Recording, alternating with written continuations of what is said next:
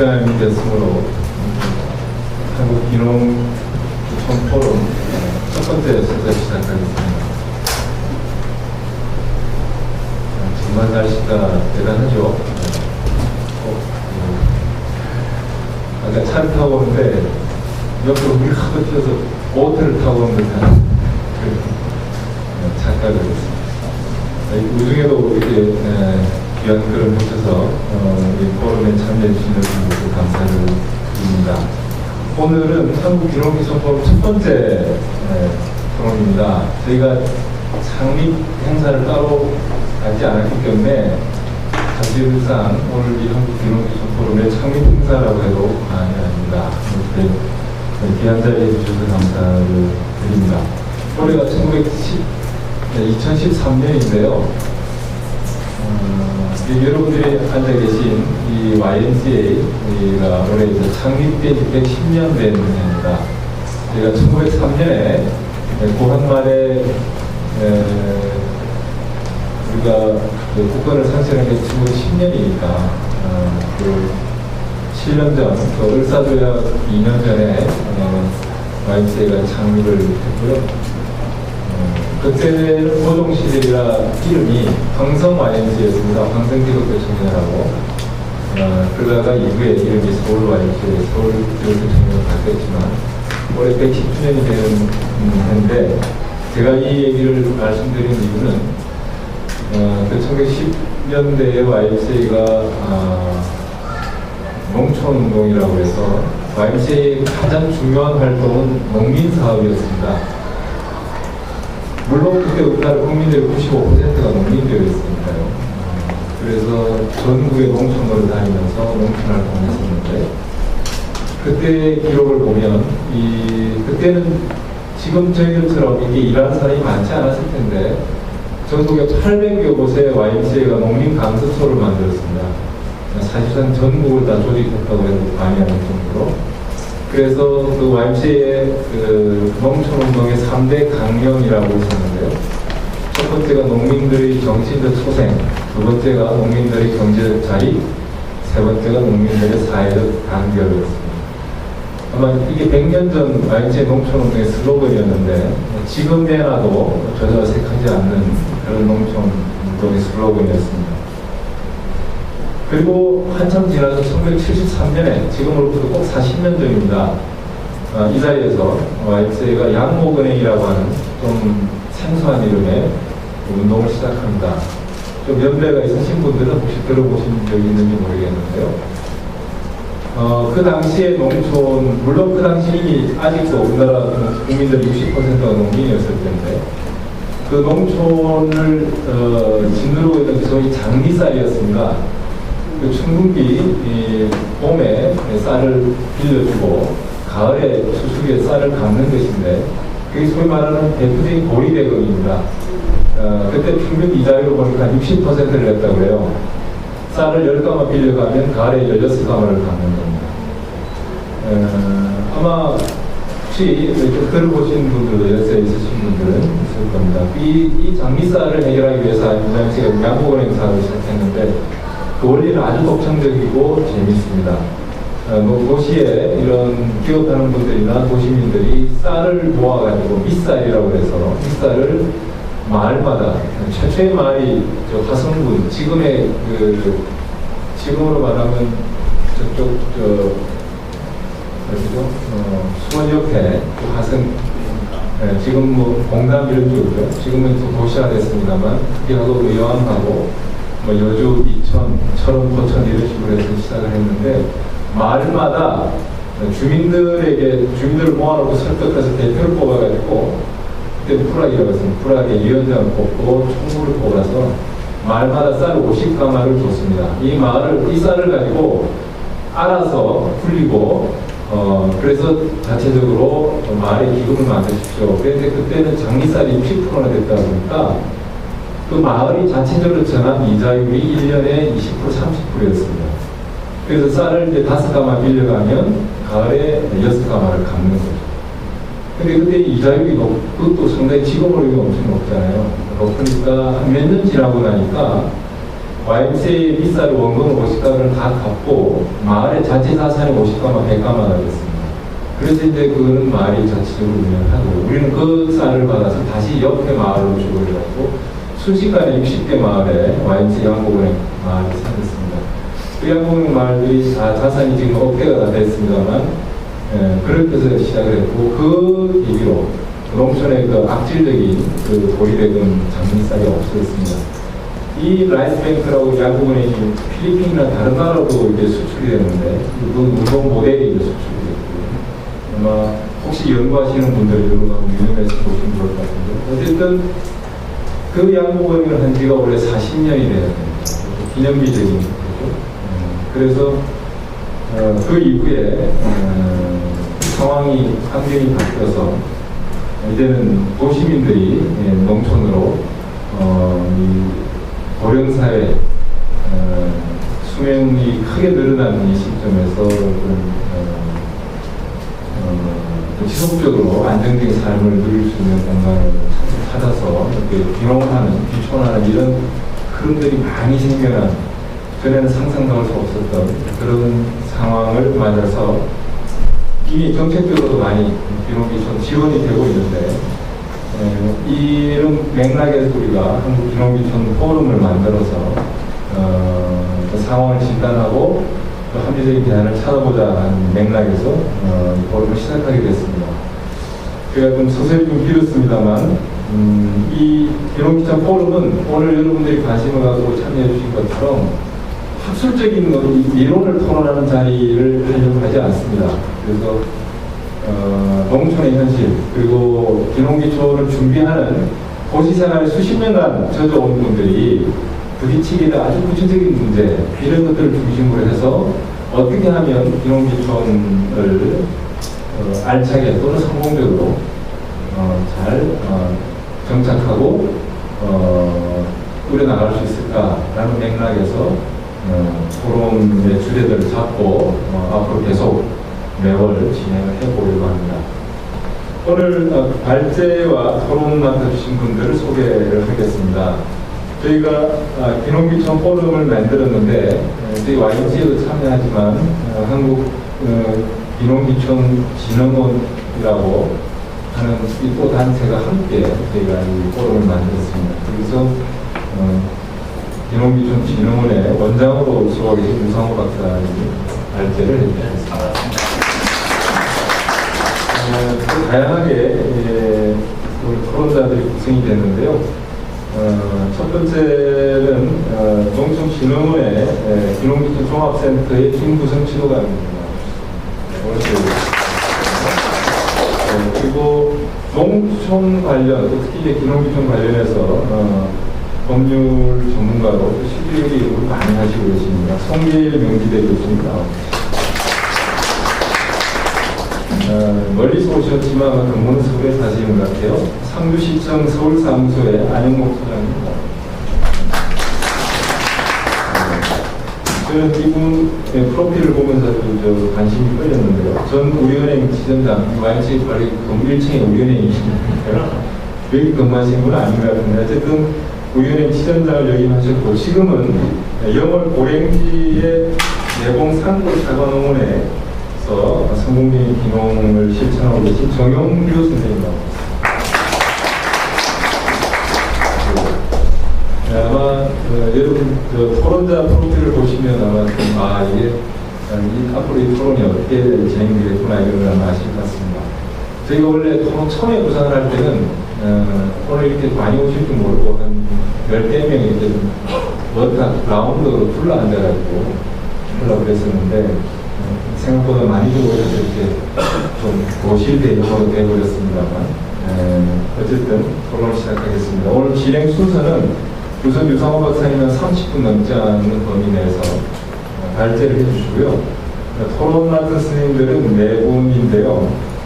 우선 1라운드 토론을 한 7, 8분 정도 하시고 싶은 요지를 중심으로 준비해 주시고요.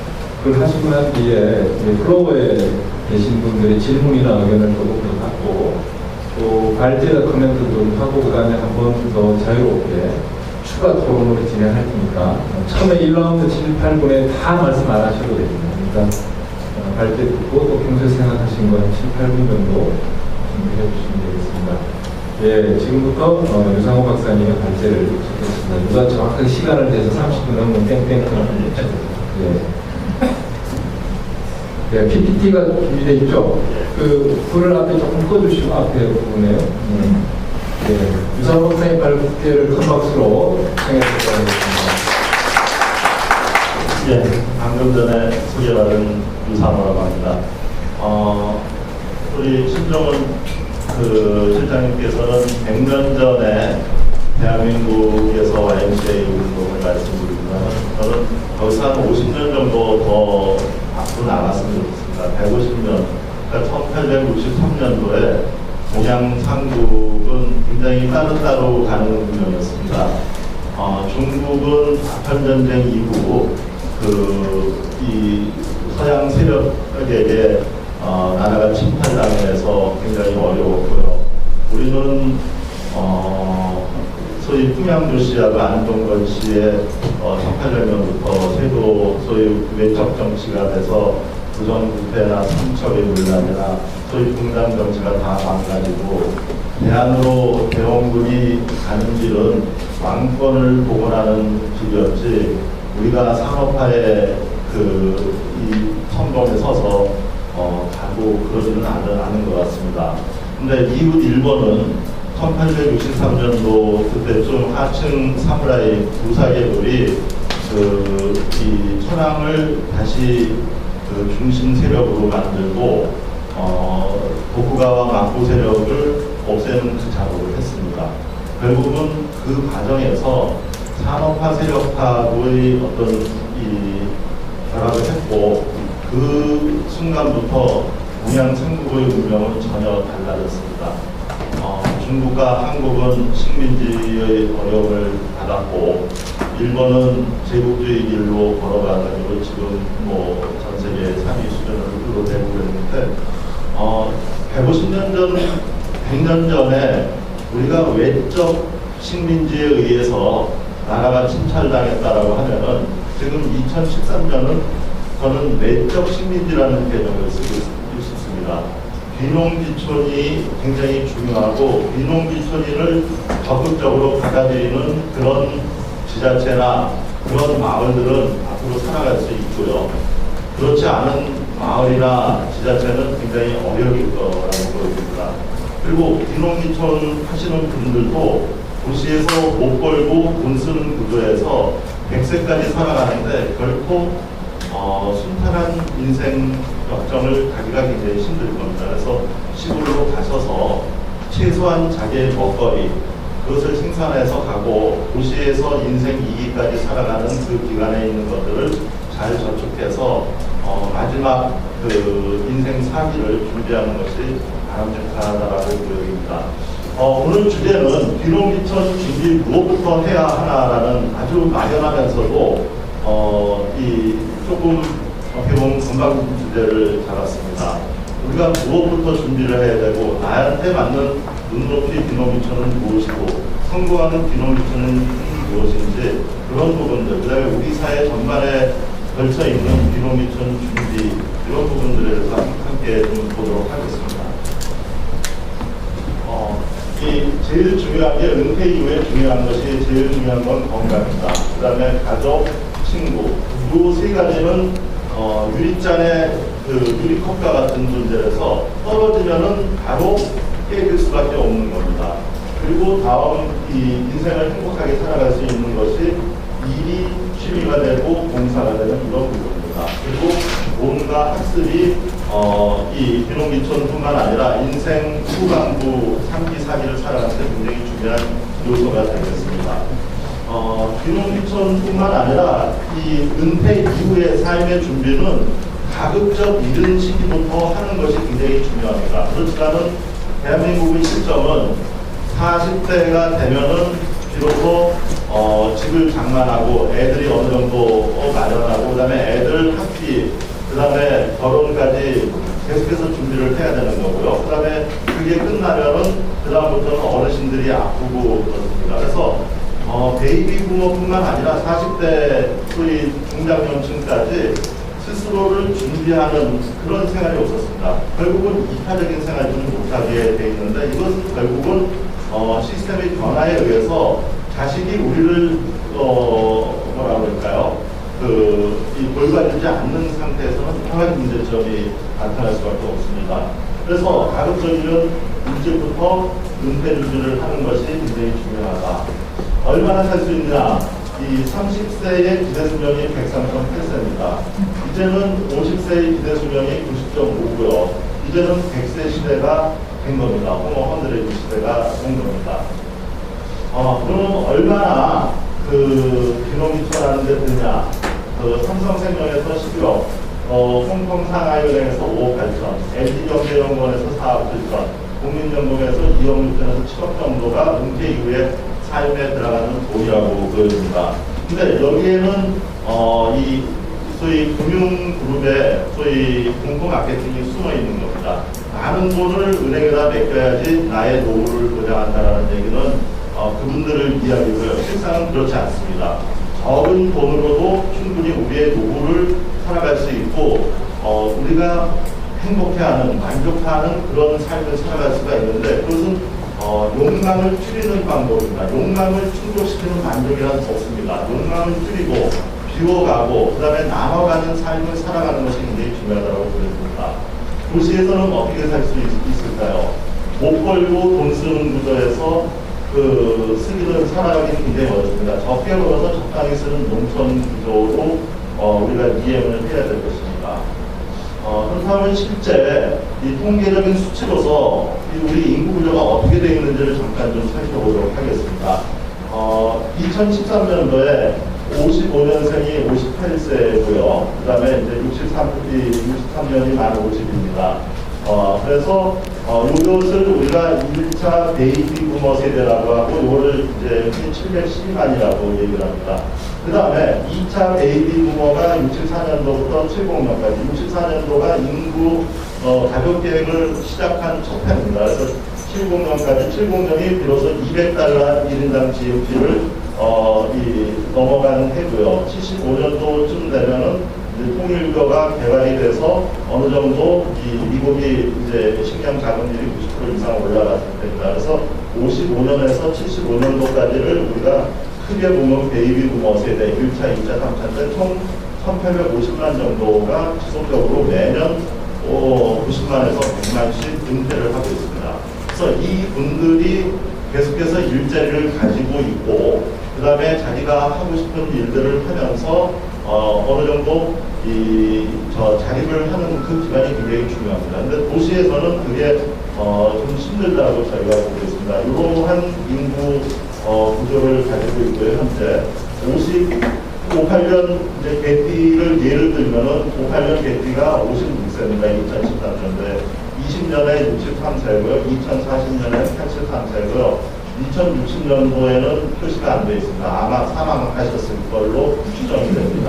그래서 이런 이 역삼각형 형태로 가고 그렇다면 연금이나 보험이 어느 정도 해결을 해주지 못한다는 얘기는 결국은 이 사람들이 이 많은 사람들을 먹여 살려야 되는 구조로 가는데 이 사람들이 암만 세금을 내도 지금 북유럽의 복지 모델과 같은 유형이 되기 때문에 우리 이 베이비 부모 1955년도에서 75년도까지 큰 틀의 베이비 부모는요,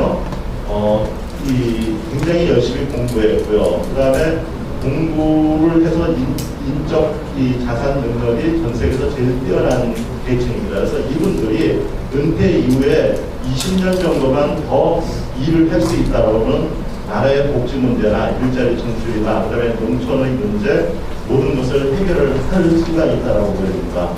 그래서 요 얘기는 시작을 하겠습니다. 이건 무슨 얘기냐면 유기농 음식을 먹지 않고 먹거리 불안이 결국은 제일 청춘인 사병들의 정략을 부실부실하게 만든다는 조선일보 기사입니다. 그 다음에 요거는 최근에 중앙일보에 나왔는데 도시 창업의 문제를 다룬 겁니다. 난 다를 거다라고 기사이로 도시에서 창업을 했지만은 폐지금 다 날라가고 이 살아가기가 굉장히 힘들다라는 그런 내용입니다. 실제로 도시 창업의 5년 생존율은 10% 이하입니다. 근데 농촌에서 5년 생존율은 교육을 받으신 분들은 90% 이상입니다. 그래서 이 명확한 근거가 있고 오늘 이제 토론에서도 많이 나올 수 있지만은 농촌으로 가는 것들이 새로운 대안을 만들 수 있는 방법이라고 저는 제안을 하고 싶습니다. 은퇴 자금이 부족한 것이 이제 실질적으로 보면은 국민 2명 중에 1명이 국민연금 가입 안 했고 3명 중에 1명이 의료보험 가입을 안 했습니다. 그것이 결국은 노인 빈곤율로 이어지고 노인 자살률로 이어지고 75세 이상의 자살률은 2위인 불가리아보다도 한 15% 많습니다. 전 세계 탑입니다. 농촌으로 가면은 어떤 식으로 이제 우리가 가서 적응을 해야 될 것인가, 무엇을 준비해야 될 것인가, 이제부터 좀 말씀을 좀 간단하게 드리겠는데요. 지역 단절 문제를 나를 통해서 소통하는 이 기도가 굉장히 중요합니다. 도시민의 라이프 스타일하고 공유하는 것이 굉장히 중요하고요. 도시민한테 안전하고 안심하고 신선하고 신뢰받는 농산물을 공급하는 것이 굉장히 중요하다고 보여집니다. 그 다음에 이건 잠깐 좀 제가 설명을 드리겠습니다. 귀농귀촌의 단계가 우리는 귀농을 해야 되겠다라고 생각하고 바로 그 귀농귀촌을 할 거라고 생각하지만은 단계가 그렇게 단순한 것이 아닙니다. 귀농 결심기가 있고요. 귀농을 준비하는 준비기가 있고요. 귀농을 이주하는 이주기가 있고요. 그 다음에 지역에서 적응하는 적응기가 있고요. 지역에서 자립하고 안착하는 안착기가 있습니다. 이 단계가 전부 다 25개의 단계 정도로 구분해 볼 수가 있습니다. 그러니까 귀농이 생각대로 쉽게 될 수 있는 것도 아니고 굉장히 논리적이고 합리적이어야 되고 치밀한 준비와 교육이 필요하고요. 준비와 교육을 받은 다음에 그것을 현장에서 실천하는 어떤 그 적응 기간도 있어야 되고요. 훈련 기간도 있어야 되고 그러한 것들이 통해가지고 결국은 안착을 할 수가 있는데 지금 현재 우리나라에서 그런 이 체계적인 준비가 정부 당국에서 시스템화되어 있지 않습니다. 이번에 이제 법이 개정이 되면 조금 나아질 수 있지만은 이런 것들은 여기 계신 여러 선생님들이 우리 사회에 한 목소리로 제안해 주시고 주장을 해 주셔야 될 거라고 보여집니다. 그래서 이런 부분들이 있다는 것을 말씀드리고요. 귀농 전 단계에서는 그렇게 큰 문제가 없지만은 실질적으로 귀촌형을 결정할 것인지 귀농형을 결정할 것인지부터 문제가 생기기 시작합니다. 그래서 지역에 들어가서 준비가 안 된 분들은 왕따 당하고 갈등 겪고 그러다가 도시로 다시 빠져나오는 위험도 10% 이상 됩니다. 그래서 이런 부분들을 이 귀농 전 단계에서 어느 정도 해결을 해야 되고 그다음에 안착하기 위해서 여러 가지 시스템이 지원이 되어야 되는데 그런 지원 시스템도 아직 부족한 점이 많이 있습니다. 그 다음에 안착을 한 다음에 지역 주민들하고 같이 협력형 소득 모델이나 자료적 복지 모델을 만들어서 지역 주민과 공동체적으로 같이 잘 살 수 있는 방안이 만들어져야 되는데 그런 부분들도 어려운 점이 많이 있습니다. 그래서 저희가 이제 제안하는 것들이 반농 반도사라는 용어를 만들었습니다. 가는 농사를 지으면서 가는 도시에서 하는 일을 이 시골에서 하면은 그것이 굉장히 중요한 지역사회 복원하고 지역사회가 갖지 못한 그동안 산업화 과정에서 잃어버렸던 일들이 다시 재생되고 그것이 상업이나 산업 활성화로 되고 지역 활력화로 이루어질 수 있다. 그러기 위해서는 몇 가지 준비를 해야 되는데 먼저 교육받고 귀촌하고 귀촌한 다음에 귀농으로 이어져 가고 그 다음에 이쪽에 보면은 먼저 처음부터 집이나 땅을 사는 게 아니라 임대하고 그 다음에 매입하는 뭐 이런 부분들 선 가품정 후 소품정 손패도 하고 선 마을 존중 후 마을 개선 이런 부분들이 중요하다고 말씀을 드릴 수 있습니다. 저는 감히 여러분들께 제안 말씀드리지만은 돈 가지고 귀농귀촌 하지 마십시오. 돈 가지고 귀농귀촌 하시면은 여러분 돈이 아니라 주변에 있는 사기꾼들이 여러분들의 돈을 뺏어갑니다. 그래서 대표적인 유형이 땅 사기꾼, 그 다음에 그 전원주택 주택 공급하는 사기꾼, 그 다음에 묘목 사기꾼 이런 세 가지 유형들이 많이 있습니다. 그래서 이런 유형의 걸려들지 않기 위해서는 여러분들은 반드시 교육을 받고 그다음에 이 국가 시스템을 신뢰하시면서 같이 가는 것이 중요하다고 보시고요.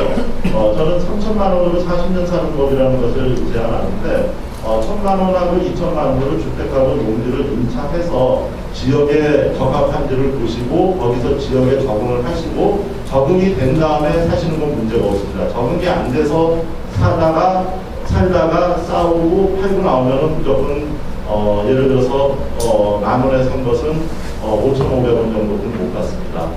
그래서 이런 점들, 그다음에 1,000만 원 가지고는 이 취미 농사를 짓고 이런 것들을 꾸러미 사업으로 가는 것이 중요합니다. 여러분들이 이제 그 기농기촌 하는데 좋은 지역이 여기 잘 안 보이시겠지만 빨갛게 표시된 이 지역이 기농기촌, 이 국토의 제2자 쪽이라고 얘기하는데 태백산맥, 소백산맥, 지리산을 거쳐서 해남까지 오는 이 축이 기농기촌하기 굉장히 좋은 축입니다.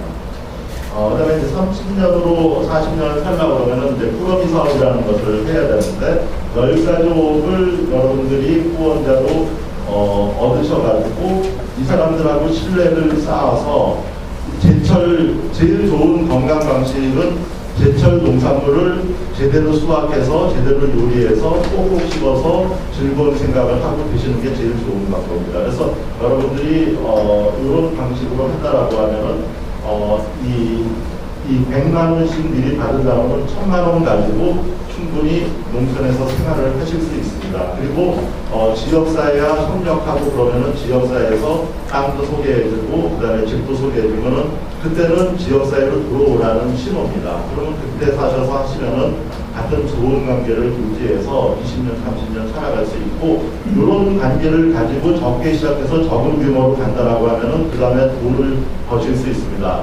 이렇게 취미농에서 시작한다면 많이 벌면 한 1년에 3천만 원까지도 벌 수 있는데 시골에서 실제로 들어가는 돈은 1,200에서 1,500 정도뿐이 안 들어갑니다. 그러면 나를 위해서 주변 마을을 위해서 우리 도시에 있는 그 네트워킹을 위해서 한 1,000만 원 정도는 저축하고 1,000만 원 정도를 봉사한다 그러면은 여러분들은 굉장히 존경받는 사람으로서 지역사회에서 자리매김을 하실 수 있습니다. 반동사에 대해서 이제 이 말씀을 조금 아까 드렸는데 이 중요한 것을 몇 가지 말씀드리면요. 취미농을 하시면서 살아가는 거, 도시에서 하는 일을 농촌에서 전파하는 거, 농사만 지으면은 진짜 바보입니다. 저는 병조라고 하는데 병신 쫄다라는 얘기를 합니다. 농의 소득을 올리는 것이 중요합니다. 자신의 진가를 알리고 인정받아야 됩니다. 그러기 위해서는 잘하는 자기가 도시에서 하던 일을 지역사회와 결합하는 것이 굉장히 중요합니다. 그래서 도시에서 하던 일을 다 팽가치고 농업으로 들어간다고 하면 농업은 농민들이 잘하는 겁니다. 본인이 이 닭이 돼야 되는데 을이 되고자 원하는 겁니다. 그런 인생이 아니라 도시에서 하는 일을 지역사회와 결합하는 것들이 굉장히 중요하다는 말씀을 드리고요. 그 다음에 이제 기농기촌 준비하다 보면은요. 지금 당장 준비하셔야 되고요. 전문가 도움을 받으셔야 되고요. 가족과 함께 준비하셔야 되고요. 농촌에서 할 일은 지금 하고 있는 일이라면 지금 하고 있는 일이라는 것을 명심하시고요. 농촌에 자기 돈 처음부터 투자하시면 안 되고요. 그린 투어와 6차 산업. 6차 산업은 1차, 2차, 3차를 결합하는 것들이 6차 산업입니다. 6차 산업이 지금 상조 경제를 만든다라고 말씀드릴 수 있습니다. 도시의 끈을 놓치지 말고요. 50세 이후는 기촌을 계획하시고요. 45세 미만은 비농을 계획하는 것이 좋다라고 보여집니다. 농정이 크게 이제 2000년 이전하고 2000년대하고 2010년대하고 바뀌는데 2010년대는 농경, 농락, 농휴가 중요한 개념입니다. 이 세 개가 소위 6차 산업을 구성하는 중요한 것이고 그 부가가치를 나타낼 수 있는 방법입니다. 그래서 여러분들이 하셔야 될 것은 농촌의 자원을 농익항민이라는 것이 농촌으로 향하는 사람 비농민촌입니다. 농양민이 사업한다. 그래서 농자, 도사라는 말이 나오죠. 농자원을 더하고 도시 기술과 지식을 곱한다. 농가, 도, 시장 용어를 여기서 탄생하게 됩니다. 그래서 도시민하고 지역민이 결국은 같이 살아야 될 것인가, 어떻게 같이 살 것인가에 대해서 고민을 하셔야 되는데 도시민의 눈으로 농촌을 봐서 소위 차별화, 다름을 주변에 이제 마을 사람들한테 인식시키는 것이 굉장히 중요하고요. 그다음에 도시민의 눈으로 자원을 분석하는 것이 중요합니다. 도시민의 지식과 기술로 농민과 공동 자원을 개발하는 것이 중요하고요. 도시민의 관점으로 농촌이 움직일 수 있도록 해야 되는 것이 중요합니다. 그렇지만 처음부터 도시민이 농촌을 움직이려고 하면 시골 사람들이 그런답니다. 백진도를 불로들이 뽑으려고 한다고 그렇게 얘기를 한답니다. 그건 결코 되지도 않을 뿐더러 갈등과 유발하고 문제가 될 수 있습니다. 먼저 지역 정서를 존중해주고 지역 사람이 된 다음에 그 다음에 변화시키고 개혁해도 늦지 않습니다. 로마에 가서는 먼저 로마법을 따라야 됩니다. 일본에 우리는 우측통행이고 일본은 좌측통행인데 일본에서 자동차를 우리 식으로 운전한다면 사고 날 수가 있습니다. 그래서 농촌의 정서와 질서를 지켜준다는 것이 굉장히 중요하고 지역의 갈등이 생기는 원인을 보면은요 크게 보면은 이제 저는 5개 정도로 이제 보고 있는데요. 그 이웃으로서 상대에 대해서 서로 너무나 잘 모르기 때문에 일어나는 문제. 그러니까 대표적인 게 귀촌형에 있으면 나는 여기 와서 살기만 하고 주민은 아니라고 생각하는 그런 인식들이 있습니다. 그것이 상대방을 무시한다라고 보여지는 부분들이 있고요. 그다음에 돈 앞에 서로 너무 욕심을 부립니다. 그러니까 실제로 돈이 얼마 보조금이나 뭐가 떨어지면은 그거 가지고 죽기 살기로 싸웁니다. 그래서 다 무너지고 다 없어지는 사례를 많이 봤고요. 그다음에 이 도시에서 귀농귀촌한 사람하고 시골 원주민하고 완충지대가 없습니다. 지금. 그래서 귀농귀촌 협의회나 시군농업기술센터에서 이런 작용을 좀 완충지대를 만들어줘야 될 것이고요. 그 다음에 또 하나가 이기심입니다. 자기만 생각하고 상대방을 무시하고 있습니다. 그래서 역지사지를 우리가 한번 생각을 해봐야 될 것이고요. 그 다음에 해결 못하는 것. 그러니까 갈등이 생기면은 힘으로 해결하려고 그러는데 이거는 제일 무지한 방법입니다. 갈등은 지혜로서 배려로서 참음으로서 인내로서 해결하는 것이지 내가 당신보다 내가 너보다 얼마나 센지를 보여주겠다. 이거는 해결 방법이 아니라 더욱더 갈등을 심화시키는 방법입니다. IMF 시기와 2010년대 귀농귀촌이 있는데 이거는 그 자료를 가름하겠습니다. 그래서 이 지역 갈등 해소하는 방법이 제가 말씀드리는 것은 이제 아가자린나라는 얘기를 드립니다. 같이 한번 따라해 보시겠습니다. 아가자린나. 아가자린나. 아가자린나. 아가자린나. 시골에서 생활하는데 아는 척 할 필요가 없습니다. 가진 척 할 필요도 없고요. 잘난 척 할 필요도 없고 있는 척 할 필요도 없고 나를 낮춰서 지역에 맞추는 게 중요합니다. 이 시골 보통 보면은 75세 정도가 이제 노인정의 막내고요. 60대가 청년회를 하고 있고요. 이런 데서 하루하루 살아가는 게 굉장히 중요합니다. 그래서 아가자리나를 여러분들이 생각하는 갈등은 안 일어날 것이고요. 그다음에 이제 귀농귀촌 6개명이라는 걸 말씀드리고 결론 내고 마치도록 하겠습니다. 우리가 그냥 아까 25개 단계에서 이제 봤을 때 처음에 생각하고 교육받고 이주하고 적응하고 안착하고 그래야 되는데 처음에 보면은 농업농촌 농민의 특성과 실상을 알고 귀농귀촌 해야지 성공합니다. 근데 이 부분은 전혀 생각하지 않고 자기의 꿈만 가지고 귀농귀촌 하는 형태가 굉장히 많습니다. 그래서 이 부분은 정부의 교육이 많은 여러분들에게 도움을 줄 수 있습니다. 그래서 귀농귀촌 교육을 꼭 받기를 말씀드리고요. 그 다음에 농업 기술을 배우고 익혀야 됩니다. 근데 농업 기술을 배우고 익히는데 정부가 농진청의 현장 실습 인턴제라는 제도가 있습니다. 그래서 오늘도 김성준 교관님 나와 계시지만은 농진청에서 이 제도를 여러분들이 잘 활용하시는 게 좋습니다. 그 다음에 주민들하고 사이좋게 지내야 되는데 이거는 아가자리나를 좀 잘 외우시면 될 것이고요. 그 다음에 가족의 동의를 꼭 받으셔야 되는데 대부분의 경우가 부부 동의만 받고 자녀 동의를 안 받고 있습니다.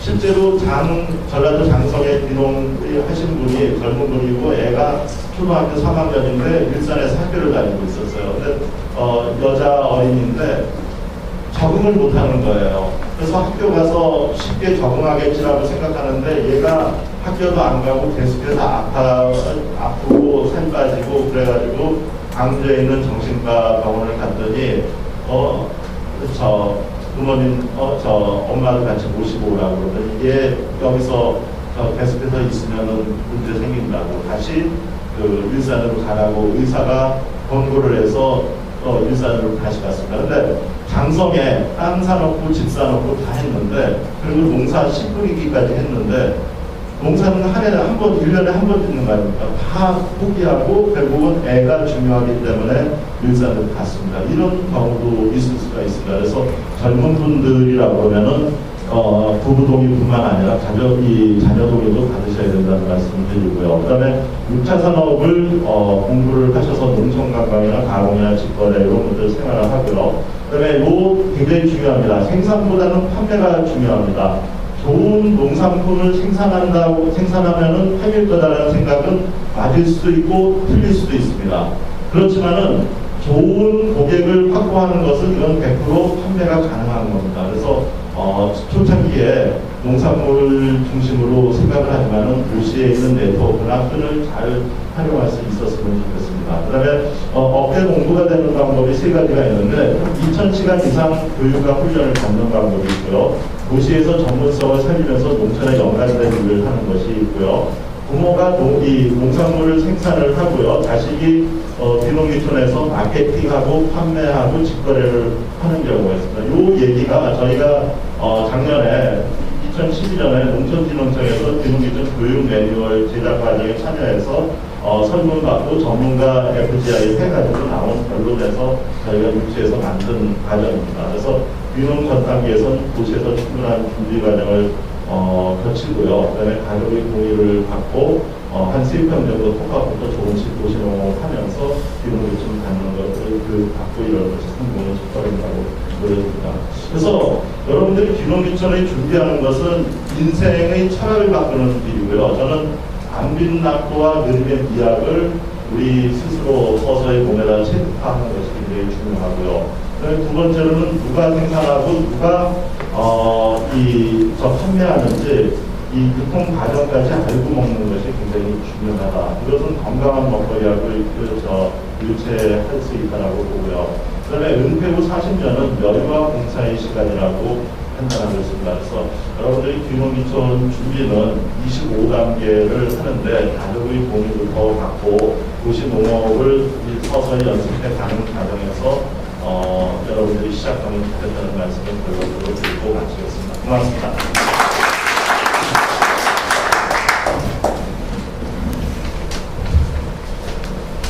네, 고맙습니다.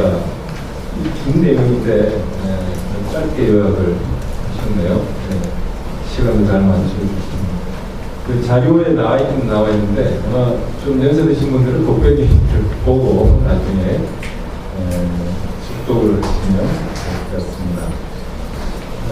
몇 가지 중요한 키워드들을 말씀하셨는데 일정한 나이가 이상이 되는 분들이 귀농보다는 기촌 생활하시라는 거, 그다음에 젊은 분들이 이제 귀농인데 어쨌든 도시 생활에서 계속 평소에 준비하시면서 조금은 똑같이라도 하고 또 하나씩 차근차근 경험과 또 지역 원주민들과의 친교와 이런 것들이 쌓여서 가는 만큼 조금씩 일을 늘려가는 그런 방식을 얘기해 주셨습니다. 이 귀농이나 기촌에 이게 말이 참 쉬운데요. 정말 쉬울까요? 쉽지 않을 것 같습니다. 아까 마지막에 우리 이상호 박사께서 철학을 바꾸는 일이라고 좀 느리게 사는 거 또는 적게 생산하고 적게 쓰고 그렇게 도시에서의 생활 방식과 전혀 다른 방식으로 살아가는 그런 우리 삶을 바꾸는 그런 내용인데 쉽지 않은 일이라고 생각합니다. 얘기 들으면 갑자기 생각난 게 아이들 엄마가 설거지할 때 그만 틀어놓고 나면 1시간 설거지해도 꼼짝 안 하고 애들이 본다는 게 뭐죠? 뽀로로가 있잖아요. 뽀로로가 우리나라의 캐릭터인데 전 세계 그 사장에게 얘기를 들어보니까 전 세계 엄마들로부터 감사 편지를 참 많이 받는다고요. 심지어는 그 어렵다는 치과 진료를 애가 30분 동안 꼼짝 안 하고 또 틀어줬더니 그걸 무사히 그 치과의 치료를 다 할 수 있었고 시작해서 그 뽀로로의 비밀이 뭐냐고 하니까 그 제작 비밀이요. 그 뽀로로 혹시 아시는 분들 그림 보시면 그게 이등신입니다. 이등신. 머리 사이즈하고 몸 사이즈가 똑같아요. 그렇게 독특한 캐릭터를 만들었는데 그 핵심 비밀이 평소 아이들이 보는 애니메이션 만화 영화보다 동작을 10% 느리게 만들었어요. 느리게 만들어서 아이들이 잘 따라갈 수 있게 만들었다는 거고요. 그리고 그 몸 구성을 이등신으로 만든 것은 아주 단순해서 다른 애니메이션들이 아주 어렵고 여러 가지 복잡한 걸 많이 보태는데 뽀로로의 성공 비밀은 빼는 데 있다. 전부 다 빼버렸다는 거예요.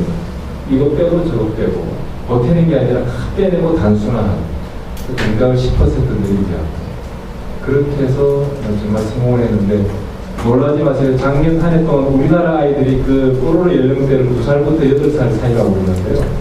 그 아이들의 1인당 아이 한 명당 뽀로로 관련 제품을 30개씩 샀습니다. 주위에 여러분들 집 주위에 한 30살, 4살짜리 아이 있으면 확인해 보세요. 모든 간에 뽀로로 관련된 제품이 집집마다 30개가 있어요. 그런 정도로 이게 성공한 비밀은 느리게, 단순하게, 그리고 더 하는 게 아니라 빼고 해서 했다. 그런데 물론 그 외에도 철학도 있었습니다. 아이들에게 재미있으면서 동시에 유익하게. 아마 우리가 이제 기농 기촌 하려면 이제 그런 거 좀 단순하게, 좀 느리게 사는 걸로 바꿔야 되는데, 아이들은 토론하면 되는데, 우리는 그게 가능할까요? 모르겠습니다. 오늘 그 토론을 좀 해보도록 하겠습니다. 첫 번째 토론은, 농촌, 아까 제가 말씀드렸죠. 한 7, 8분 정도씩, 하시고 싶은 얘기를 좀 핵심 메시지들을 말씀해 주시고요. 또 나중에, 보탤 얘기들을 또 기회를 드리도록 하겠습니다. 첫 번째 농촌진흥청의 기농기촌 종합센터의 김구성 지도관님이 오늘 그때 기농기촌 쪽이 무엇을 해야 되라는 관점에서 정부의 정책 지원이라든가 또는 우리 기농기촌 사업자분들에 대한 코멘트를 해주시겠습니다. 박수로 토론 부탁드리겠습니다.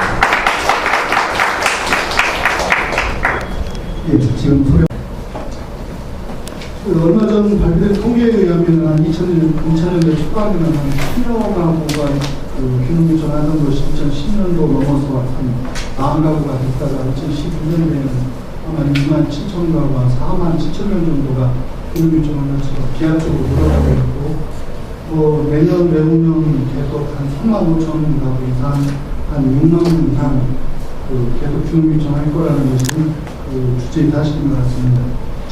왜 요즘 이렇게 기농기촌이 관심을 가지게 됐는가 문제를 잘 보면 어떤 의미에서 보면 베이비붐의 은퇴가 시작됐고 또 고령화 때문에 됐다는 그런 부분이 있겠죠. 그것도 많은 이유가 되겠지만 이 농업농촌 쪽에 새로운 가능성을 이렇게 정치인분들이 좀 늘어나고 있다 이런 측면도 볼 수 있을 것 같습니다.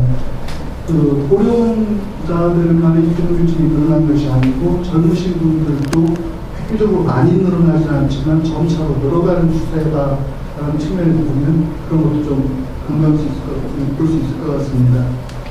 또 기농기촌을 함에 있어서 특히 국가적으로 많은 관심을 가지는 것이 이 베이비부모의 기농기촌을 또 관심 갖게 되는데 그 이유를 뵙고 보면은 그렇습니다. 이게 기농기촌, 베이비부모 사람들이 우리나라 경제 발전을 위해서 큰 역할을 하고 굉장히 중요한 역할을 하신 분이었는데 지금 퇴임을 하셔가지고, 아니 은퇴를 하셔가지고 이 농촌에서 그동안 해왔던 것만큼의 그 역할을 또 해줬으면 하고 바라는 국가의 바람이 포함되어 있지 않나 이런 생각을 하고 그렇게 주장하시는 분도 많이 있습니다. 결국 중요한 우리나라의 자원으로서 사람 자원, 인력 자원으로서의 중요한 베이비부모가 농촌에서 농촌 활력화라든지 지금 국가가 시행하려고 하는 여러 가지 개발 사업을 주도해 가는 그런 핵심 멤버로서 역할을 좀 해주시길 기대하는 측면에서 좀 관심을 많이 가지고 있다고 생각합니다. 그 많은 전문가들이 그 균형규천에 대해서 국가가 해줘야 될 역할이 뭐냐고 했을 때 그 정확한 정보를 제공하는 거하고 필요한 교육을 수행해 주는 것이 국가의 책무다라고 이렇게 많은 분들이 이야기하고 있습니다. 또 과거에 여러 가지 정보를 각 기관에서 자기 편의에 따라서 자기가 가진 정보만을 이렇게 제공해 오던 것을 작년부터는 균형규천 종합센터, 제가 근무하고 있는 곳이지만은 농촌진흥청에 균형규천 종합센터를 만들어서 그쪽에서 통합적으로 모든 정보를 이렇게 주는 제도로 바뀌어 나갔습니다. 농어촌 공사라든지 농정원, 농협에서 사람들이 파견돼 나와 있고 일도 같이 해나가고 있습니다. 작년 한 1년 반 정도가 흘렀는데요. 그동안 그 주요 목적을, 주요 내용을 보면은 한 상담이 27,000건 있었습니다. 이게 적은 건 아니거든요. 하루 평균 한 100여 건 정도의 상담이 있었는데 주로 한 전화가 한 90%고 방문하시는 분이 한 5~6% 되지만은 어쨌든 나름 많은 상담이 이루어졌습니다. 또 주로 물어보시는 내용은 아직까지는 그 균형규천에 대한 국가나 지자체의 그 지원 정책에 대해서 많은 분들이 관심을 가지셨고, 농업기술이라든지 주택 문제, 또 그 농지 문제 이런 거에 대해서 많은 상담을 해주셨습니다. 아까 말씀드린 것처럼 전화가 한 90% 됐었고요. 그 작년에 한 3,500명을 대상으로 해서 조사를 우리가 해봤습니다. 전화 오신 분들에 대해서 전화를 우리가 다시 해서 물어봤는데 그 중에서 한 11%가 그 미리 귀농하신 걸로 돼 있고 한 19%가 생각은 있었지만 준비하다가 그만두셨다는 반응을 보였고 한 70%는 아직도 계속 준비 중이다 이런 것 같습니다. 결국 이 데이터를 가지고 분석을 해보면 그 균형규천 그 상담을 통해서 아니면 정보 제공만을 통해서도 그 균형규천에서 실패할 수 있는 가능성이 높은 19%를 부재했다고 이렇게 거꾸로도 대변할 수 있다고 볼 수 있거든요. 그런 측면에서 국가에서 지금 하고 있는 그 상담, 정보 제공에 상담도 굉장히 중요한 업무다 이렇게 생각합니다.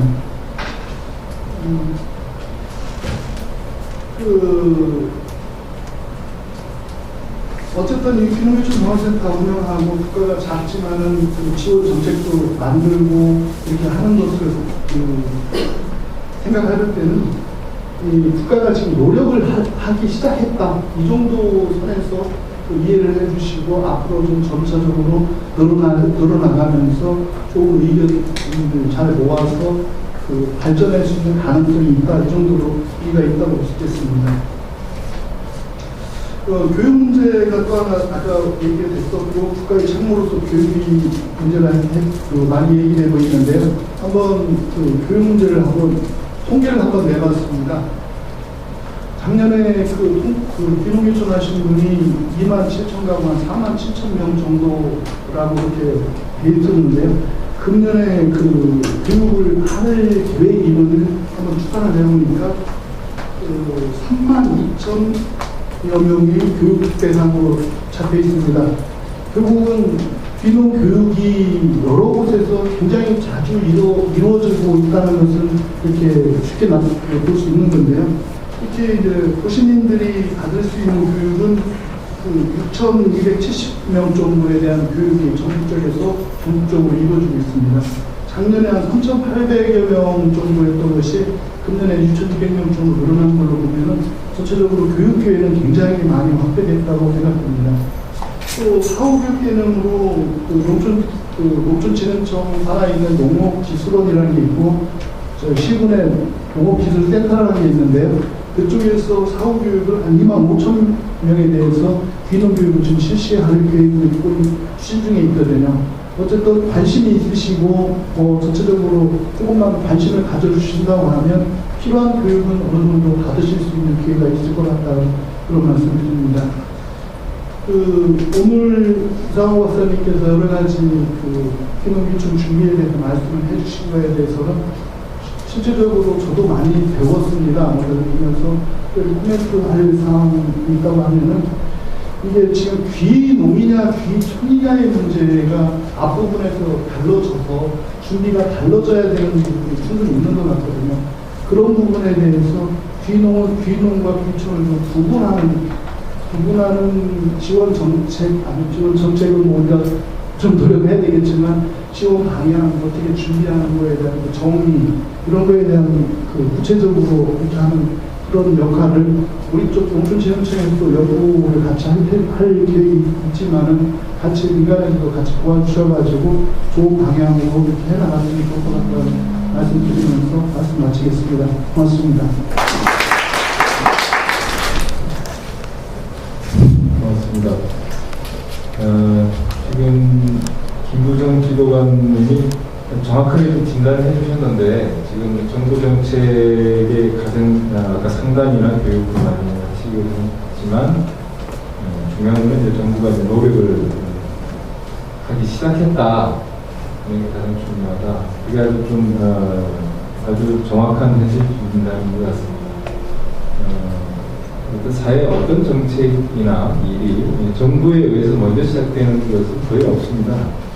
민간이 하고 또 정책이 따라가고 법률은 가장 뒤늦게 가죠. 그래서 이제 입법이 되면 그 이미 그 사회에 그 사안이 보편화됐다는 걸 뜻할 겁니다. 그래서 법률은 항상 좀 보수적이고 좀 뒤늦게 따라가는데 아실지 모르겠는데 이게 YMCA 건물이 지금 원래 리터가 100년이 넘었는데요. 저기 수영장이 있습니다. 그게 벌써 이제 지은 지가 50년 돼가는데 그게 우리나라 대한민국 최초의 수영장인 거 아세요?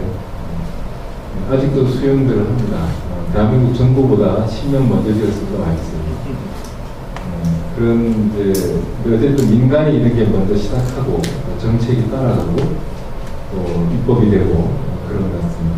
그런 맥락에서 토론을 송재일 교수님이 이 기농기촌 관련된 입법 동향이나 아마 지금 좀 준비가 된 것도 있고 여러 가지 움직임들이 있을 텐데 그런 걸 좀 짚어주시고 또 앞으로 또 보완해야 될 게 어떤 것들이 있는지 말씀해 주시면 좋겠습니다. 시청해 주십시오. 문기대학교에 법학과에 올라온 송재일이라고 합니다.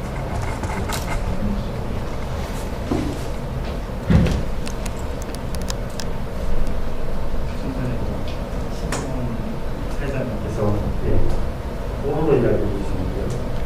며칠 전에 제 셋째가 그 뽀로로 스티커, 향기나는 스티커를 붙여줬습니다. 그래서 아까 2살부터 8살까지 주 고객층이라고 했는데 제 아이는 이제 14개월이라서 더 내려야 될 것 같습니다. 뽀로로에 관련해서 저도 좀 굉장히 관심 있게 보고 있는 게 큰데요. 이게 보시면 안민학이라든지 누림의 누야 이런 것들하고 직결되는 거, 지금 좀 비슷한 맥락이라고 할 수 있는데 그 전에 그 애니메이션이 굉장히 좀 현란하고 화려하고 그리고 뭐 바비 인형처럼 아주 팔등신의 어떤 그런 거를 아이들이 좋아할 거라고 어른들의 그 잣대로 아이들에게 강권을 했는데 아이들은 스스로 자기들과 가장 비슷한 애들은 보면 뭐 3등신, 2등신이지 않습니까? 굉장히 또 그런 것도 느리고 사실 좀 단순한 그런 것들에서 우리가 더 많은 공감을 하는 것 같습니다. 기농기촌이라는 것도 어찌 보면 바로 그런 가치관 또는 생각하는 바, 철학의 어떤 전환이 아닌가 그런 생각을 합니다. 그래서 이렇게 철학이 바뀌고 있는데 재미있는 것은 이제 사회자님께서 법은 가장 보수적이라고 보이는데 법도 이러한 철학을 뒤늦게 반영을 하고 있습니다. 그래서 한 3가지 정도 좀 관찰해 본 바를 좀 감히 말씀을 드린다면 첫 번째는 지금 정부 이제 새 정부가 이제 처음에 출범하고 노력적으로 많은 일들을 하고 있는데 지금 정부 기조가 좀 이런 것 같습니다. 일단 재정 압박이 좀 심한 편이죠. 그래서 세수 확보 이것이 급선무이기 때문에 고소득 탈루 세금을 탈루하는 그런 사람들을 끝까지 추적해서 알아내겠다는 뭐 국세청의 어떤 의지로 볼 수 있었고 또 여러분들 뭐 전직 대통령 같은 경우에도 저런 소리 하겠다라는 것도 어찌 보면 그만큼 재정 압박이 심하기 때문에 나온 조치라고 할 수 있고 엊그제 신문에서도 나왔듯이 농업인 연세 이런 것도 이렇게 줄여나가겠다. 일몰 시간 같은 것도 정확히 지키겠다. 다시 뭐 민원에 의해서 연장해주고 그런 거 기재부에서 막겠다. 그런 걸 하고 있습니다. 그럼에도 세수만 많이 거두고 이런다고 해서 잘 사는 건 아니죠. 뭐가 중요한 것은 삶의 질이 좋아야 되고 반대로 삶의 질이 좋아야 되고 또 일자리도 계속 확보가 돼야 되고 성장률도 추구해야 되겠다는 것이 정부의 기조라고 볼 수 있고 이런 점에서 보면 정부가 농무청, 농무업 또는 대안적인 산지 이런 것들을 다시 재발견하고 있는 그런 입법들을 많이 해나가고 있습니다.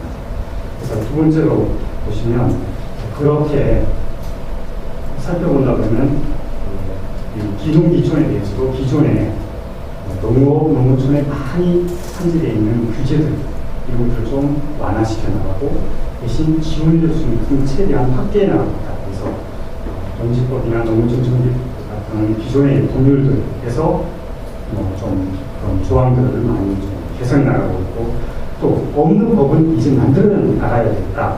그렇게 해서 나온 것들이 지금 국회에서 지금 현재 기농기촌 활성화에 관한 법이 있습니다. 그래서 이 법안이 형태인데요. 이울령 승리라는 의원이 대표 발의해서 지금 순항을 하고 있습니다. 그래서 아마 올해 내에 기농기촌 활성화에 관한 법이 제정이 될 확률이 높다고 생각합니다. 그리고 이 기농기촌 활성화는 기농기촌인들이 어떻게 농어촌에서 생계를 끌어나갈 것이냐라고 하는 다른 법과도 지금 연계가 돼서 다른 법들이 소속돼 지금 입법 준비를 하고 있습니다. 대표적인 법으로는 어떤 게 있냐면 농산업육성법이 있습니다.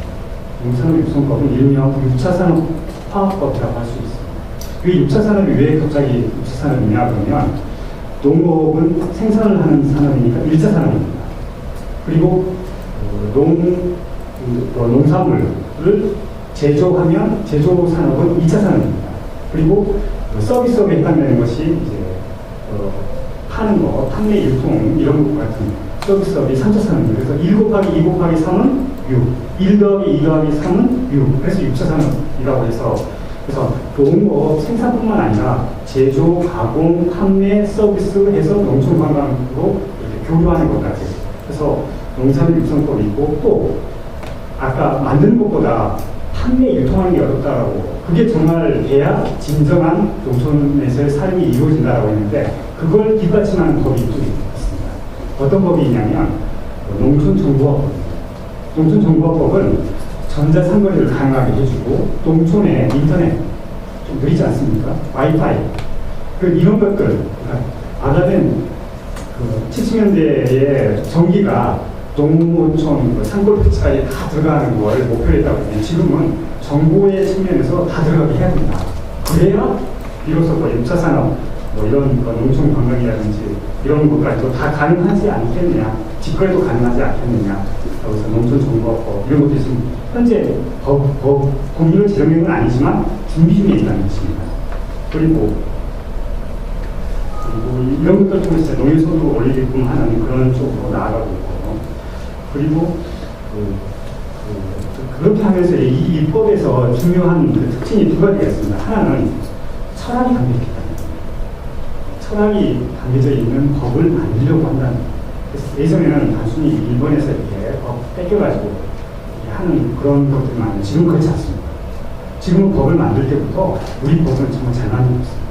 그래서 철학이 담겨있는 법, 특히 이제 기농기촌은 인문학적인 토양, 철학의 전환 때문에 가는 거거든요. 그걸 뒷받침해주지 못하는 입법은 제대로 안 된다라고 하는 것은 기본 배경을 깔고 있고요. 또 하나는 흔히 이제 하이브리드, 자동차도 하이브리드 자동차였지.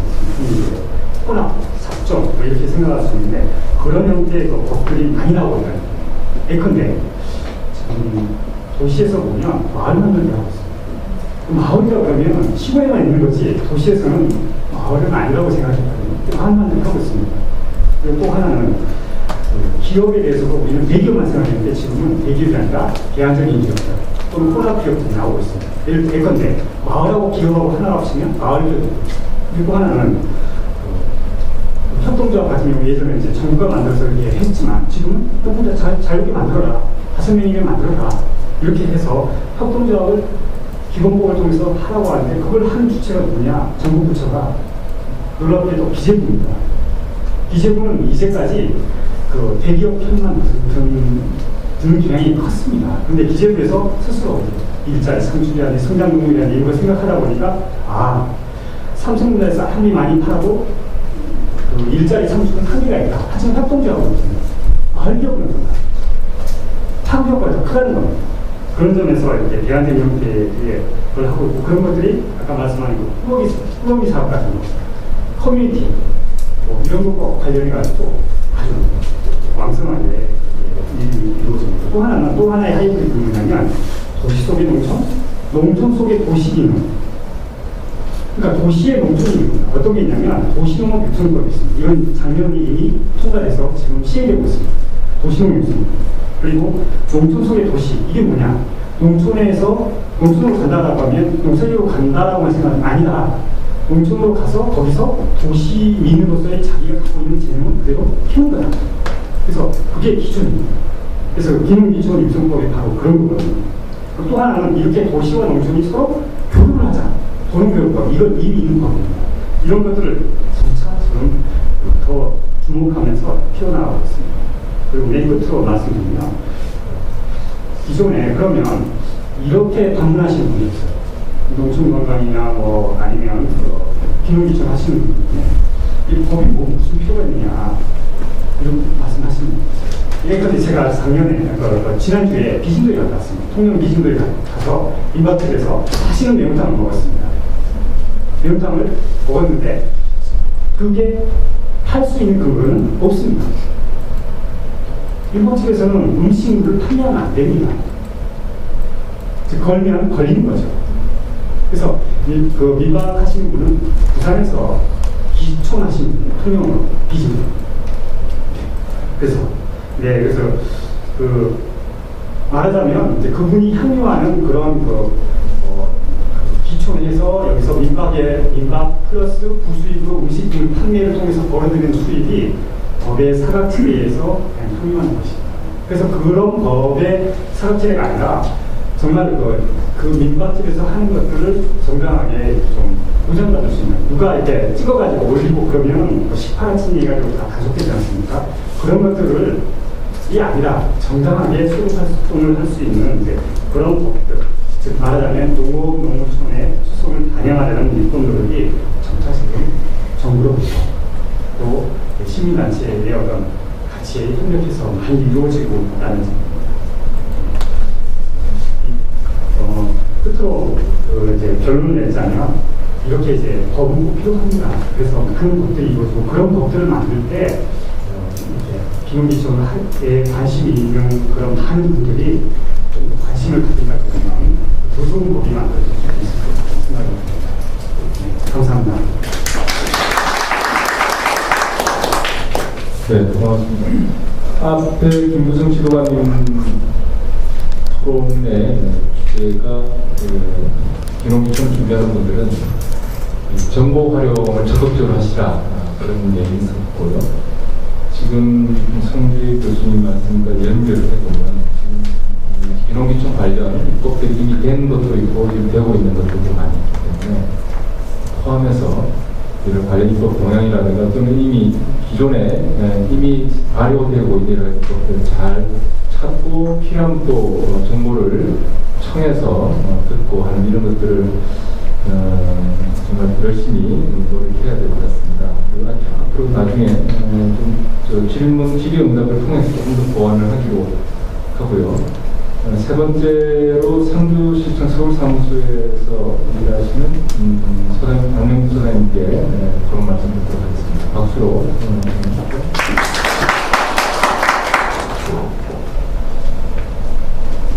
신 부장님이 저희들 잘 몰라서 저는 원래 성주시청 기농기촌특별제태 유치원부회장을 하고 22일자로 서울사무소 수락으로 관련을 받습니다.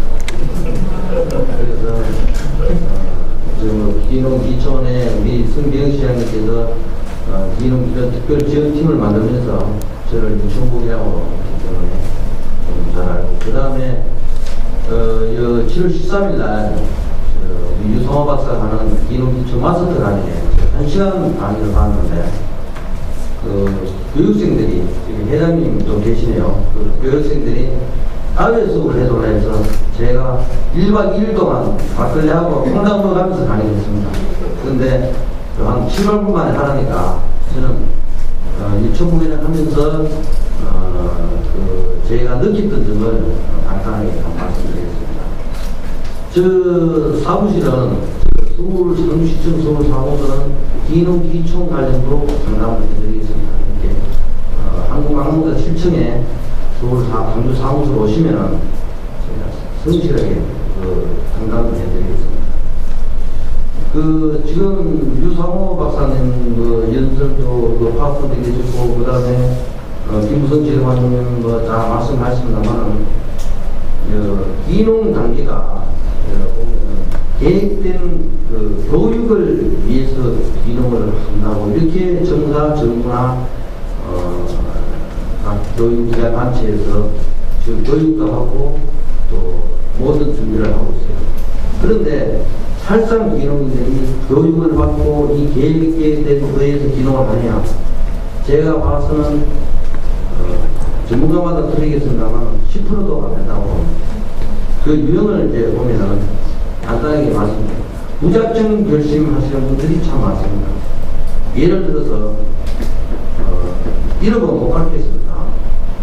중학생 딸이 둘이에요. 그리고 남자 이제 부부가 내려왔습니다. 4인 가족입니다. 저한테 옵니다. 안 기자님 어떻게 하면 되겠습니까? 제가 몇 시간들 합니까? 그래. 자기들까지 내려가면 왜 나한테 농사도 모르고 오이도 모르고 벼도 모르고. 제가 그랬습니다. 뭐가 다 하나 있습니다. 농사일을 모르도 어떻게 짓습니까?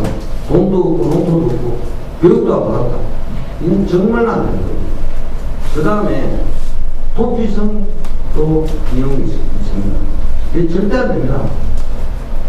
예를 들어서 처음에는 뭡니다. 저희들이 성신성의껏 해줘가지고 융자, 알성이 전부 다 해서 여 동립에 계시는 분들, 우리 지원장 계시게 하시지만 요새 인적 네트워크 그 다음에 금융 네트워크 잘 되어 있습니다.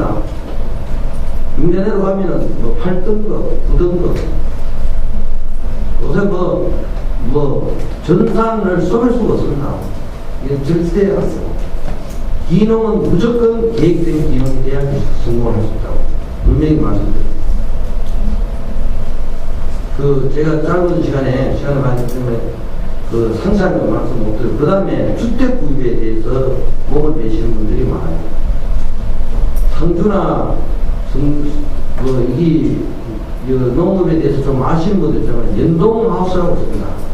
상주에 가면은 오이하우스나 그 다음에 파프리카, 그 다음에 오카하우스, 그 안에 들어가면은 보이지 않는 호텔이 있습니다. 그 하우스 안에 집을 잘 해놨어요. 그냥 편리하게. 컨테이너도 있고, 조리집도 있고, 그래 지으면 되는데, 주택이 그렇게 기농기촌하시기 중요하신지, 나 그게 정말 아쉽습니다. 주택이.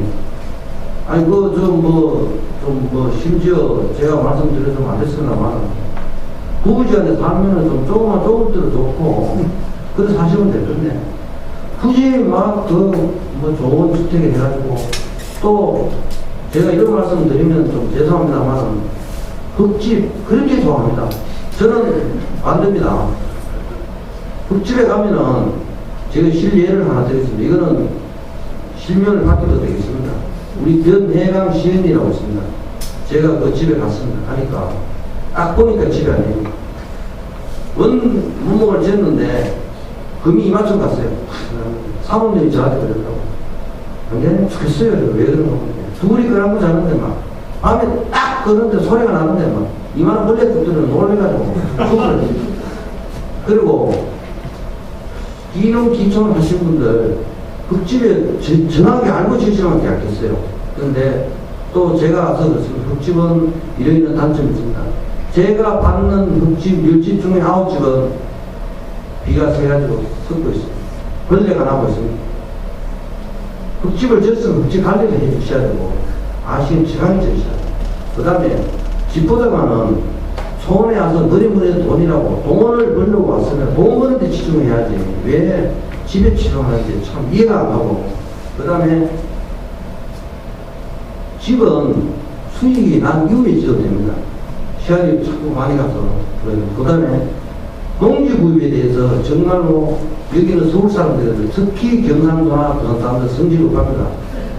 구입해놓고 와서 저희한테 따지니까. 아이고, 제가 살아있습니까, 그래? 자기가 잘못해놓고 누구 해야 되는가? 그건 정말 안타깝습니다. 뭔 말인가 하면, 기획부동산들은 백발백중 가짜입니다. 또 될 수가 없습니다. 뭐 이렇게 선 꺼놓고 500평, 1000평 꺼놓고 500평 사는데 15,000원, 뭐 1000평 사는데 5,000원 가주니까 100만원, 100만원 해가지고 뭐 1,500만원짜리를 1,000만원 해주고. 그 저희들한테 가서 묻습니다. 도면 가져와서 이거 가서 제가 설정을 쳐놓고 이렇게 농사 지으면 되겠습니까? 이렇게 물어요. 저희들한테. 제가 그랬습니다. 그건 당신 생각보다 이게 당신 하나라고 우리는 시청 공무원은 그걸 못 해줍니다. 그 50명 중에 뭐 지분만 가 있는 거지. 선생님이 그 선거가 한 거지. 우리는 그 인정 못 합니다. 그 다음에 요새 그 종편에 많이 나옵니다. 그 JTBC, 여기 종편 밑에 있지 않습니까? 그거 나가지고 뭐 기능하신 분들 전문가들 나오셔가지고 전부 다 말씀 잘 하십니다.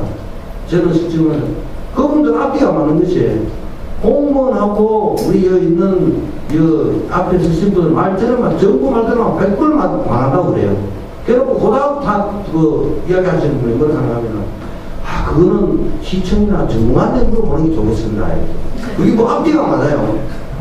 정부나 그 행정기관의 말 들으면 전부 다 망한다 해놓고 또 잘 모르는 거는 행정기관이고 이렇게 시간이 얼마 없습니다만 그 다음에 농지나 주택이나 마찬가지입니다. 무조건 현장 확인해야 됩니다.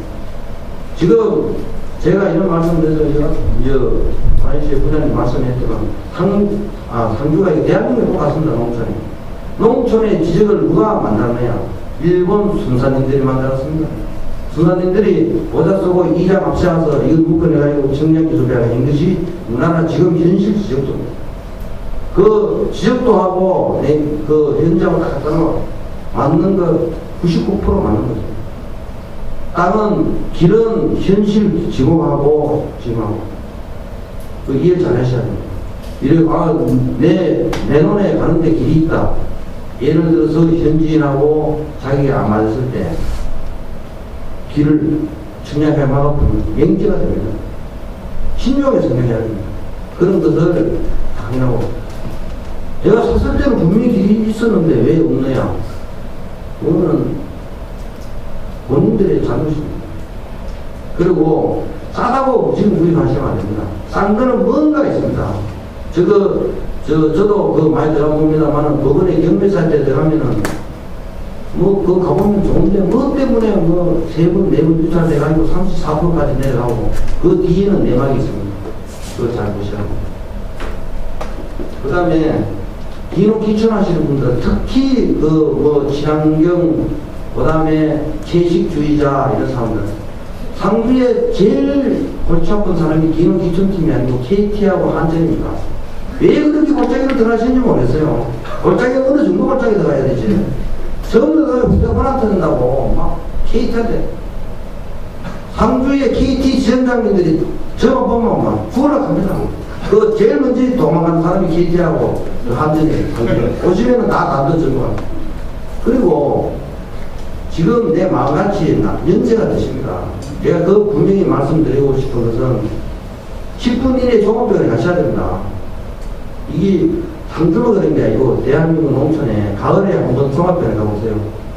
농기계에서 하고 그 다음에 서울에서 내가 사고 전부 다 다리 매가지고 전부 다 그거 한다니까. 전부 다 농기계도 서투고 하는데 내가 못 다치면 10분 내에 종합병원에 가야 되지. 우리가 행복하게 잘 살라고 하는 거니까 그것도 생각하셔야 되고, 그 다음에 요새 아무리 의학이 발달되고 뭐 하더라도 어떤 내가 상이 나서기 때문에 긴급한 사항은 자기가 알고 가셔야 됩니다. 저는 항상 강조합니다. 10분 이내 종합병원, 1시간 이내 대학병원 갈 수 있는 곳을 가시라고. 이상, 시간이 없기 때문에 소리시합니다. 이상입니다. 생각했다가 나중에 한 번 더 말씀드릴게요. 그 시골에 그 부동산 있는데 그 실지 나누지도 않은데 실제로 골짜기 가보면 다 전봇대 다 들어가 있고 전기가 다 들어가 있고요. 심지어 수도공사 먼저 해놓고 다 그 지자체들이 하는 거 아닌가요? 그렇게 하는 걸 봤는데 아주 실감나게 말씀해 주셨습니다. 첫 번째 라운드의 마지막 토론으로 실제 서울에 생활하시다가 기농인으로 살고 계시는 정영 교수님 말씀을 들어보도록 하겠습니다. 박수로 듣습니다.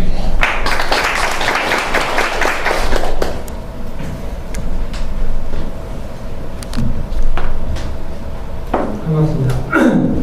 영월에서 기차를 타니까 딱 2시간 만에 청량리에 왔습니다.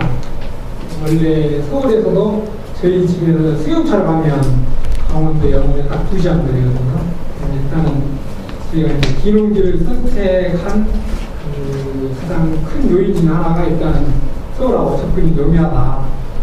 왜냐하면 아이들이 지금 현재 서울에 있거든요. 아이들이 시시 서울에 있어서 사실 아이들 셋을 키우면서 한 번도 떨어져 보지는 않았어요. 그러니까 아이들이 처음에 반대가 굉장히 컸습니다.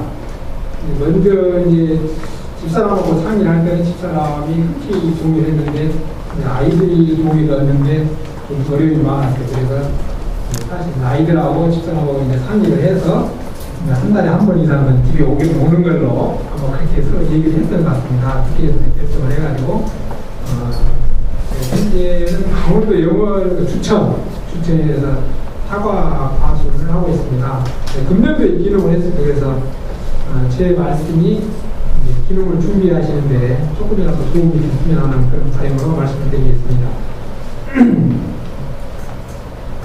저는 소개해 주신 대로 우리은행에서 30년이 넘게 근무를 했고 이제 퇴직할 그런 시기가 됐습니다. 그래서 퇴직을 1년 앞두고 준비를 하면서 집사람과 상의를 했습니다.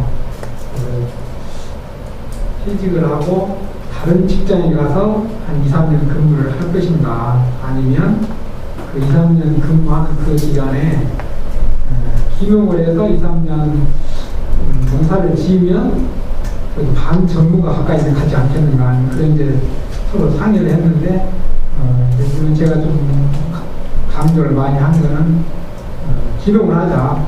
원래 저는 이제 시골 태생이고 그러는데 저희 집사람은 시골은 전혀 모릅니다. 근데 전에 제가 소개를 할 걸 그랬는데, 그런데 저희 집사람 이름이 방비선인데 선자 보면은 그 산이 들어가 있어요. 선자에 신선선이거든요. 그래서 당신은 산 밑에 가야 되고 집사람도 사실은 자기를 굉장히 좋아합니다. 집사람이 그림을 좋아해서 그림을 하는데 이제 화실을 갖고 싶어 해요. 잘 됐네. 그래서 제가 이제 집사람 같이 상의를 하고 동의를 해서 제철에서 2, 3년 하는 그 기간 동안에 가서 기농을 하면 반 전문가가 되면 가서 우리가 살고 싶어하는 자연 속에 삶을 살 수 있지 않겠냐 그렇게 결정을 했고요. 저는 이제 기농을 하기 전에 사실은 좀 아까 여러분 이제 박사님도 그렇고 말씀 많이 하시는데 교육을 좀 많이 받으려는 그런 노력을 했습니다. 그래서 주로 저는 이제 인터넷 교육을 많이 했고요. 그 애들하고 다 아실 겁니다. 많이. 그래서 그 인터넷 교육을 많이 받았고 천안연암대학에도 지원을 해서 면접도 보고 사업계획도 이렇게 설명하고 그런 과정을 이렇게 거치면서 많이 배웠고요. 또 그리고 현재는 그린코리아 컨설팅에서 추진하는 마이스터, 부자되기 마이스터 과정을 지금 같이 공부를 하고 있습니다. 그래서 중요한 거 말씀 여러분 하셨는데 교육을 받아야 된다. 예, 저도 굉장히 공감을 하고 저도 그렇게 진행을 했습니다. 그리고 교육을 받고 일단 어떤 자리가 나면은 그 자리를 꼭 현장 답사해서 확인했습니다. 기농지 선택을 할 때. 그리고 제가 봐서 마음에 들면 집사람하고 또 같이 가고 그렇게 해서 제가 사실 여러 군데를 다녀봤습니다. 그 부여의 밤나무 농장, 또 표고버섯 농장, 그다음에 기농 3년차 되신 분이 하고 계시더라고요. 제가 그냥 아는 분을 통해서 제가 확인했고, 밤은 수확하는 3년이 걸리고, 표고는 18개월이면 수확이 된다. 그런 내용을 왔는데, 저는 가니까 이제 그 느낌이 좀 제가 와닿지 않더라고요. 그래서 거기는 갔다 왔고, 그 다음에 문경의 사과 농장도 가봤습니다. 그게 기농 2년 되신 분을 이제 찾아가서 제가 보고 또 상의도 하고, 거기도 사실 이제 사과나무를 새로 심는 게 아니고 심어져 있는 사과 밭을 인수를 했어요. 그래서 바로 이제 기농을 하던 그 첫 해에 수확이 되는 거예요. 물론 면적이 그렇게 크진 않았습니다. 거기는 약 2,000배 정도 돼서 직접 빼면은 거의 한 1,800평 되는데 그게 면적이 크지 않았어요. 세 번째로 제가 가본 곳은 이제 기농은 하진 않고 이제 서울에서 직장 생활을 하면서 영월 부천면에 4만 평의 그 농원을 하는 분이 제가 잘 아는 분이 계셔서 거기도 가봤습니다. 근데 그분께서는 저랑 같은 나이 여자인데도 벌써 17년 전에 인하를 구입을 해가지고 거기다가 소나무를 엄청 심었어요. 그래가지고 작년도부터 연소득이 1억이 넘게 나는 그런 생활을 하고 있더라고요. 거기서 또 많이 또 배웠고. 그 다음에 이제 제가 지금 간 그곳이 이제 영월 주천면인데요. 거기 이제 사과 과수를 하신 분이 그분도 기농 6년 차시던 분이에요. 그런데 기농 3년 차에 이장이 되시더니 작년도에 이장을 또 연임을 또 하시더라고요. 그래가지고 사실 그분 도움을 많이 받았습니다. 거기 상암농장 가봤고, 원래 제 고향이 전남 곡성입니다. 곡성에서 저는 농부의 아들로 태어났고, 또 시골에 사실 제가 농토를 사는 것도 있어요. 그래서 농지연구도 있고 그러는데, 거기를 가려고 하니까 제가 아까 중간에 말씀드렸던 것처럼 첫 해에 수확을 내는 작목이 쉽지가 않다고요. 물론 지금 교육을 이렇게 많이 받았으면 그런 작목을 찾았을 수도 있었겠지만, 그때 당시에 제가 이제 알고 있는 그런 범위를 봤을 때는 첫해 수확이 쉽지 않은 것 같아서 곡성에서 보니까 저희 이제 사촌 동생이 매실을 심었는데 2년 차고 3년 차부터 수익이 된다고 그러더라고요. 그래서 매실, 또 곡성이 또 유명합니다. 포도도 또 유명합니다. 그래서 포도, 참외, 멜론 이런 것들이 있는데 썩 와닿지 않고, 또 어려웠던 거는 시골에서 태어나서 서울에서 그 큰 은행에 지점장까지 하던 아들이 시골에 와서 농사를 짓는다고 하면 어머님도 굉장히 불편하실 것 같아요. 그래서 고향을 선택하지 못한 그런 요인이 됐고, 그래서 저는 이제 그렇게 해서 많이 알아봤습니다. 인터넷을 통한 교육을 받고, 또 현장이 나타나면 가서 제가 보고, 또 그게 마음에 들거나 또 같이 봐야 될 일이 있으면 집사람 같이 이제 동행해서 가서 보고, 그렇게 사실은 금년도에 기농을 했는데요. 지금 생활을 해보니까 아침에 사실은 새소리에 잠이 깹니다. 제가 사는 곳이 거의 한 450m에서 500m 고지고요. 아까 우리 안명목 서울사무소장님 말씀하셨는데 그 밭을 사가지고 그냥 집을 지었습니다. 그렇기 때문에 전주도 가져와 끌어와야 되고, 이 전환을 놓는데 이 통신주가 보니까 통신주를 2개만 해주고 2개를 넘어가는 거는 본인 부담이라고 그러더라고요. 그래서 전기하는데 돈이 꽤 들고, 통신주 넣는데 돈이 들고, 그렇게 했는데 하여튼 자기는 기가 막히게 좋습니다. 식사를 좋아하니까 굉장히 좋고요. 제가 결론적으로 말씀드리면 잘한 점은 제가 이렇게 생각하고 있습니다. 일단 교육을 자기가 인터넷이든지 아니면 실습 교육이든지 교육을 받고 아니면 현장을 간다. 그게 잘했던 것 같고요.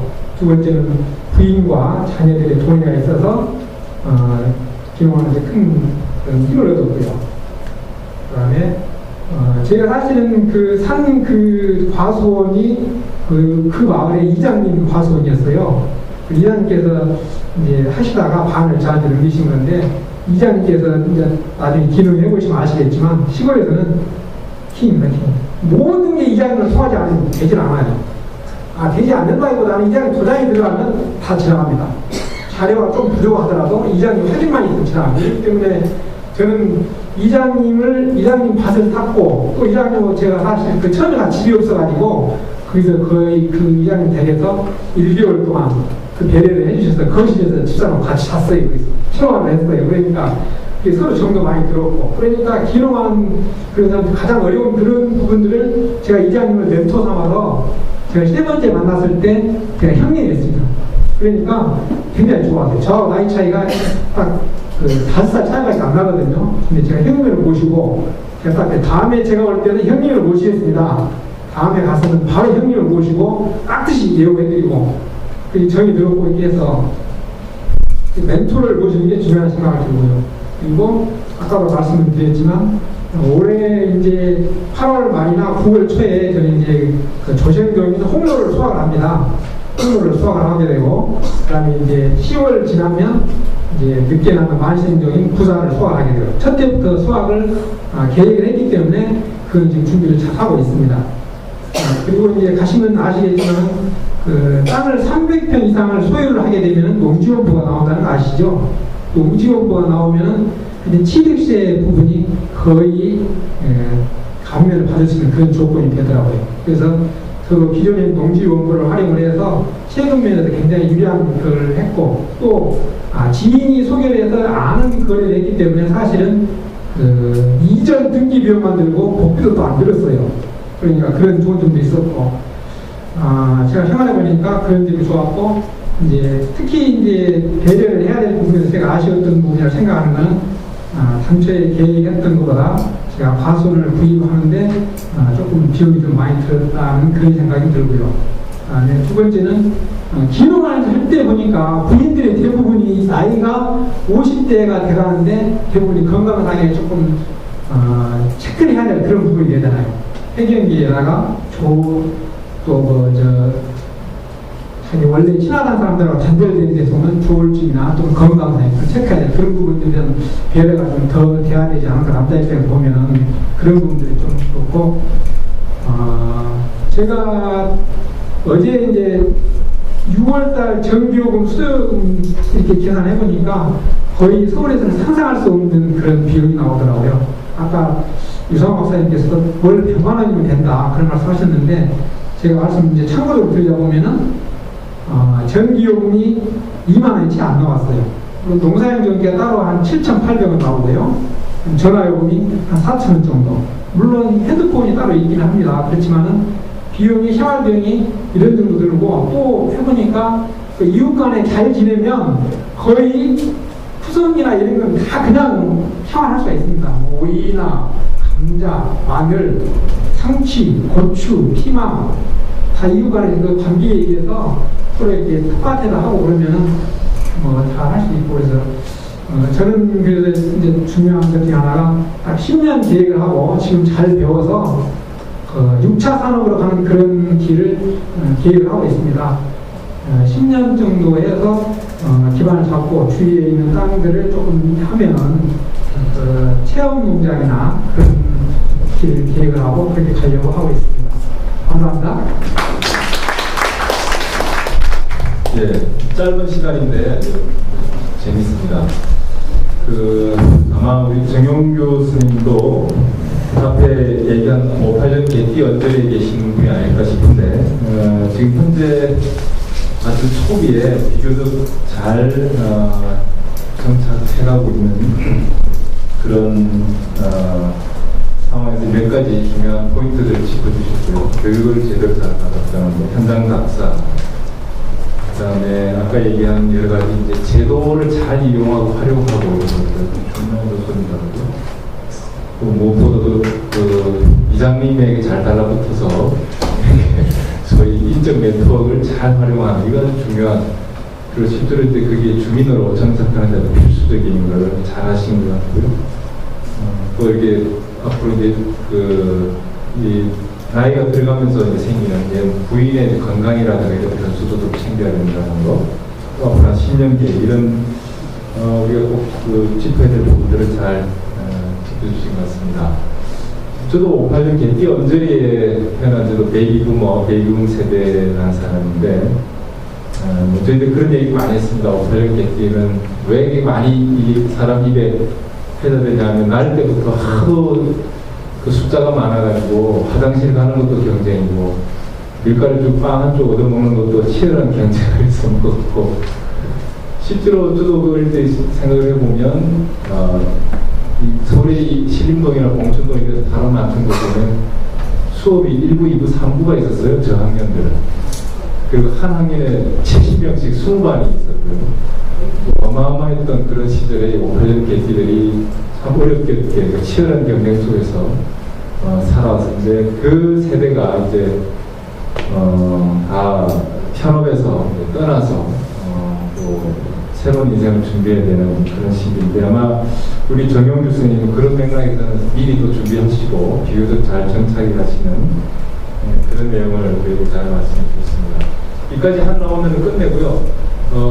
쉬어가는 텀에서 혹시 여러분들 뭐 질문이나 아까 그 농진청에서 지금 하고 계시는 일들 이거 궁금하신 게 있을 것 같고요. 또 법적인 문제도 있고 또 우리 상주시청 서울사무소에서 보니까 이게 지방자치단체도 이런 여러 가지 준비와 지원 체계를 갖추고 있구나 이런 걸 들으셨으니까 그런 질문도 있으시고 또 실제 또 이제 기록을 하셔서 여러 가지 지금은 뭐 잘한 얘기도 하시겠지만 그동안에 또 어려운 일도 얼마나 많았겠습니까? 그런 얘기들도 여러분들도 질문하셔도 좋고 또 중간중간 말씀하시는 도중에도 자유롭게 질문하셔도 있습니다. 혹시 말씀하실 코멘트나 질문하실 게 있으면 플로에 계신 분들 자유롭게 말씀해 주시죠. 네, 선생님 뭐 손들어서 말씀해 주시면 되겠습니다. 이 마이크 필요한가요? 네, 그럼 말씀하실 동안 혹시 뭐 코멘트 잠깐 또 앞에 플로이 패널 여러분들은 혹시 질문 있으면 대답해 주시고요.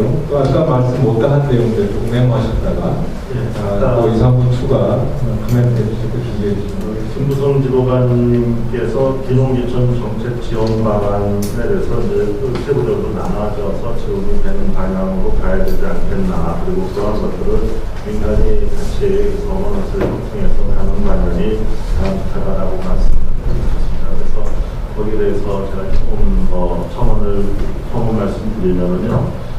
기농하고 기촌하고 비슷할 것 같지만은 많은 차이점들이 있습니다. 그래서 비농이라고 하면은 농지 원부를 가지고 농촌으로 그러니까 이제 농촌으로 들어가서 1000제곱미터 이상의 농토를 확보하는 농지 원부를 이 만들 수가 있고요. 그다음에 이제 농경협회 등록을 해서 농사를 본격적으로 짓는 사람들을 위한 정책이 되어야 될 것이고요.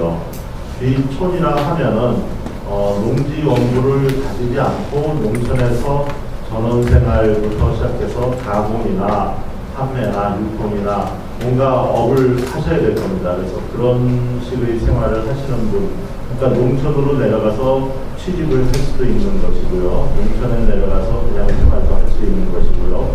그 다음에 농촌에 내려가서 조그마한 텃밭 같은 300평이 안 되는 그 농지에서 텃밭을 경작하는 이런 사람들도 있을 수 있는데 이 정책 방향은 이제 구체적으로 나눠져야 될 것입니다. 근데 일단은 이 농촌으로 내려가는 소위 향촌하는 이런 부분에서는 공통적인 부분들이 있어야 될 것입니다. 그러니까 지역에 적응하는 능력, 성공을 하기 위해서 어떤 준비를 해야 될 것인가, 나에게 맞는 눈높이의 어떤 비농이나 기촌 방법은 무엇인가, 이런 것들은 공통적으로 가야 되지만은 비농으로 간다 그러면 이제 작부 체계나 작목 선정, 그리고 토양이나 이 토질, 그 다음에 농사 짓는 여러 가지 이 기술, 이런 부분들, 그 다음에 농업의 자기가 예를 들어서 사과를 했다 그러면은 사과의 유통이나 그 다음에 동향이나 전 세계의 어떤 사과 수출입 동향이나 그다음에 한국 사람들이 어떤 종류의 사과를 좋아하는 것인지, 그다음에 중국 사람한테 사과를 수출하려고 그러면 어떤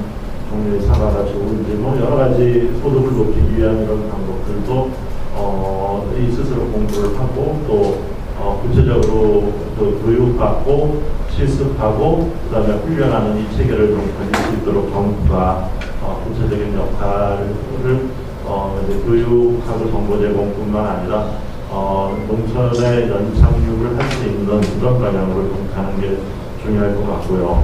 그다음에 이제 귀촌을 한다라고 하면은 사회적 관계가 굉장히 중요할 것 같습니다. 그래서 지역사회의 지역민과 더불어서 살아가는 또 공동의 화제가 되고 공동으로 지역에서 재밌는 일들을 만들어내고 또 그것이 취미와 소득과 또 봉사 그리고 지역사회의 어떤 그 다양한 그 활력을 만들어내는 이런 방향으로 갈 수 있도록 지자체와 더불어서 할 수 있는 이런 방향들을 좀 만들어낼 수 있는 그런 역할들이 좀 나오고 또 결국은 이 귀촌도 소득 중심으로 지금까지 경향을 보면은 흘러가는 것 같습니다. 그래서 귀촌인이 귀농인으로서 이렇게 이행을 했을 때 또 부족한 부분들을 지원해주는 이런 부분들이 조금 더 보완이 됐으면 좋겠습니다. 감사합니다. 혹시 질문 중간에 선생님 말씀해 주십시오. 또 보면은 50대 6대 죽는 사람들만 귀농이 된다고 하는데 그 실제로 해도 그런 건 있습니다. 인구도 많고 농촌가면 더 많은 문제가 보이면서 할 수 있고 또 오래 살 수 있는데 근데 젊은 사람은 귀농 할수 있고 주민들에 대한 대책이 전혀 없는 것 같아요. 그래서 지금 저기 거기다 보면 여기 같이 말씀드린 국민들이 활동하시는 분들이 많아요. 근데 그분들도 어떻게 귀농 귀촌을 할 수 있도록 말이죠. 그런 정책이 배려돼야 된다고 생각합니다. 그래서 그에 대해서 좀 여기 김수남 경기지원 계신 분의 선생님 성함이 어떻게 되시죠? 이종 선생님께서 중요한 질문 하시는데 다시 지금 우리나라 이제 법적으로 고령사회 기준에 맞는 연령대가 65세입니다. 65세 지하철 무료라든가 이런 어쨌든 그 이후 세대도 사실은 65세, 70세 청춘이다. 그러니까 그 세대의 귀농귀촌에 대한 정책적 배려 이런 것들에 질문을 하셨는데요. 혹시 김 선생님? 그런 질문을 자주 받습니다. 귀농귀촌 때 근무하다 보면은 연세 많으신 분들이 찾아와서 하시는데 참 곤란해, 솔직하게 곤란합니다. 그렇지만 실상을 무슨 말씀을 드린다고 하면 유상호 대표님이 발표 자료에서 귀농은 45세쯤, 귀촌은 50세쯤부터 50세가 넘으시면 귀촌을 중심으로 하시는 게 좋겠다는 결제를 하신 거에 대해서 우선 조금 보충을 드린다고 하면 이게 농업이라는 측면만을 농업이라는 측면만을 생각했을 때 처음 한 5년간은 그 정착을 위해서 굉장히 고생하는 시기고 또 안정된 시기로 들어간다고 하면 일반적으로 한 10년 정도는 걸린다고 이야기를 하거든요. 근데 예를 들어서 그 70 되시는 분이 건강하실 때 들어가셔가지고 안정적인 농촌에서 안정화가 되는 한 10년이 지났을 때 그때쯤 되셔서 그 앞으로 그 남은 기간을 이렇게 좀 편안히 사시겠다 이런 게 기간적으로 좀 덜 맞는 어려움이 부착되고 그런 게 많기 때문에 또 후계 농업인 문제도 문제가 되고 하기 때문에 그런 말씀 하신 것 같고요. 실제로도 치능청에서도 상담할 때도 70세 정도 되신 분들은 일단은 소규모로 하는 쪽에만 이렇게 권장이 되는 쪽으로 가고 있습니다. 정책적인 배려는 사실 말씀드리면 문제 없습니다. 근데 그 제가 말씀드린 거는 그때 얘기하시는데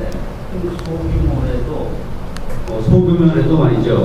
거기서 뭐 200명 가지고 생각할 수 있으면 거기서 즐기면서 지금 보면은 말이죠. 그들이 이제 여기 있다가 산이나 갔다 다니고 또 그러다가 이제 세월을 보내고 있는데 그러면 국가적으로도 그 열 얘기는 있어도 노동 얘기는 분이 많습니다. 그러니까 그 사람들에 대한 노동력을 활용해서 여러 가지 농촌 사업도 할 수 있습니다. 왜냐하면 기둥 같은 거 뭐 갖는다든지 또 정부에서 하는 또 여러 가지 도로 위화 사업이라든지 또 상당히 보면 그 사람들의 그 생활권을 주면은 그 사람들은 더 오래 살 수 있고 그 희망을 가지고 할 수 있다고 생각합니다. 거기에 대해서 정책적으로 배려를 좀 부탁드립니다. 네.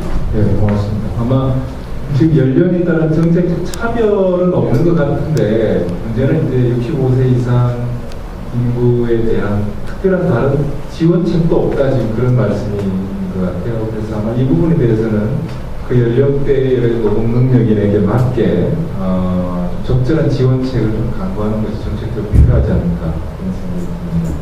혹시 상주 소장님 혹시 상주시는 뭐 농촌이라고 할 수도 있고 도농법 같은 곳이라고 할 수 있잖아요. 예, 그렇습니다.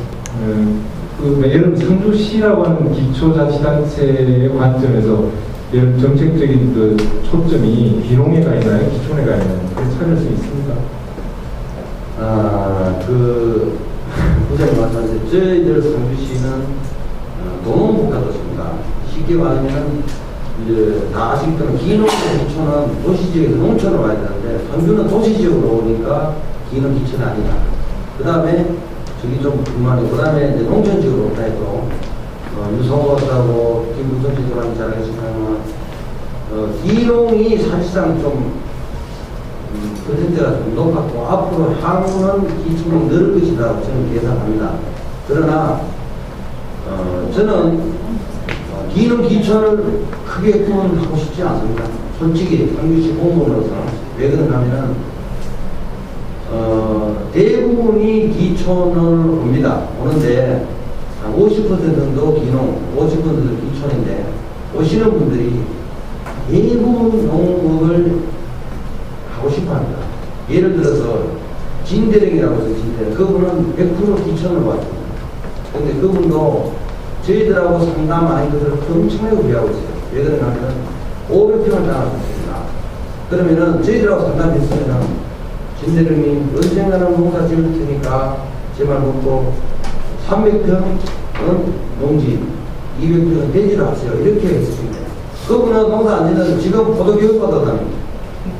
그러니까 기촌이든 기농이든 은밀하게 저희들은 구분 안 하는 이유가 뭐냐면 기농은 이제 동기가 내가 아서 농사를 지어서 수입을 올려야 되겠다 이런 동기로 하는 기농이고 기촌은 저런 생각해야 하겠다 하지만 법률적으로 따지서는 큰 구분이 없습니다. 왜 그러냐면 농지의 하우스 100평 농지를 300평만 평으로서 재산을 1000평만 경작을 하면은 원래 일기장입니다. 하면은 농업인으로 조건이 되기 때문에 큰 의미가 없어요. 예, 그렇기 때문에 그 다음에 선생님 보니까 생각나는데 저희는 이 기농이든 기촌이든 저금기를 좀 가지도록 하는 것을 많이 바랍니다. 뭔가 하면은 조금 전에 이야기도 짓도록 좀 하고 옛날에 뭐 2도, 5촌, 2도 요새는 뭐 2.5, 뭐 3.5 이런 게 많은 것 같아요. 금요일 5일에 내려오고 제가 왜 그런가 하면은 제가 유천공연 하기 때문에 지역에 제 차를 타고 이제 농촌에 옵니다. 보면은 금요일 오후부터 토요일, 일요일까지 불이 시간이 많습니다. 그것만 가면은 도시에서 생각하다가 금요일 오후만 되면 내려오십니다. 내려오셔서 불이 기지가 있고 또 반대에 있는 분도 있어요. 토요일, 일요일 뭐하러 오는지 물어보지 못하겠는데 서울 올라오시고 월요일 되면 불이 켜져가지고 금요일 되면 불이 꺼지는 집이 있어요. 그리고 이 적응기가 그건 난 참 좋다고 봅니다. 연세도 있고 뭐 이런데 각중에 뭐 서울 걸 완전히 팔고 정리하고 시골에 온다. 그 다음에 자금도 제 개인적인 생각인데 제가 그 언론 사이에 10억부터 그 정말 참의가 내려온 예를 들었습니다. 그 언론 사이에서 10억만 왔어요. 내가 기농기촌이들하고 공무원들한테 욕 많이 준 것입니다. 하지만 굳이 이것은 직업가 있는 사람이 막말로 미쳤다고 내놓냐고. 그런데 나는 분명히 이야기했어요. 참임마가 내려가면 얘는 기자가 쓰다 말하는 거에 가려봤어. 그래서 직업만 나오는데 돈이 얼마나 중요한 게 아니고 한 가지가 중요합니다. 돈이 10억이 있든 1억이 있든 10만 원이 있든 100만 원이 있든 3분의 1 이상은 투자하면 안 된다. 저는 항상 그래요. 예. 그리고 3분의 1은 확실할 때 투자하고 그 나머지 3분의 1은 끝까지 보유하고 있어라. 그렇게 해요. 그래서 지금 제가 저도 목사님 요청하니까 있었는데 다시 일어나서 이제 가봤더니 무슨 내용일까 공연으로 어떻게 되느냐고 사실 생각을 했는데 농촌에서 70대는 잘못하고 있더라고요. 거기 군인들에 가면 70대는 젊었고 80 이상, 85, 5세 전부 이제 그렇게 되는데 앞으로 100세 시대라고 그러는데 65세 밑에 아니 70세 다 되면 앞으로 10년, 20년 일할 수 있는 그 활동이 있습니다. 그러면 지금 서울에 와서 여기 가봤지만 농촌에서 그 농사를 짓던 분인데 자식들이 여기 다 팔고 농촌 다 팔고 여기 가서 얘기해보니까 다 팔고 자기 농사 질 수 있는데 노인들 이렇게 해서 부장에는 못 가고 자기도 농사에서도 있는데 농사를 못 짓다. 서울에서 그냥 미국이 골다라 하니까 자식집에 들어가고 이런 분도 지금 상상에는 많습니다. 그 회장님 그분이 농토에서 농사 못 짓는다 그래요. 그러면 아니죠. 거기서 다 팔고 서울을 이제 주시더라고요. 그거는 자기 관리가 잘못이에요. 자식한테 왜 다운 데가 있는데 자기까지 가 있어요. 그거는 이제 그런 개인적인 사항인데 그런 분도 이제 농촌에 다시 가서 농사를 짓 수 있는 기회를 줘야 되는데 이거는 전혀 그 정책이 말이죠.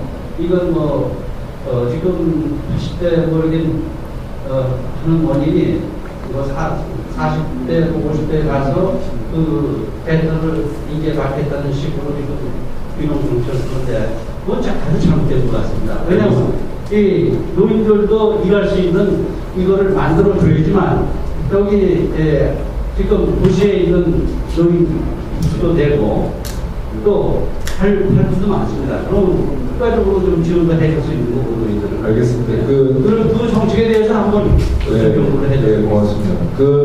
오늘은 우리가 이제 기농기촌에 관해서 좀 구체적인 신뢰를 가지고 얘기하는 자리인데요. 원래 이 포럼의 목적은 지금 선생님 말씀처럼 이런 정책적 제안들을 계속 만들어내고 또 필요하면 시위도 하고 하여튼 정책을 좀 구체적으로 구현하는 역할을 할 생각인데 좋은 제안 해주셔서 자주 나오셔서 계속 그 말씀해 주시면 좋겠습니다.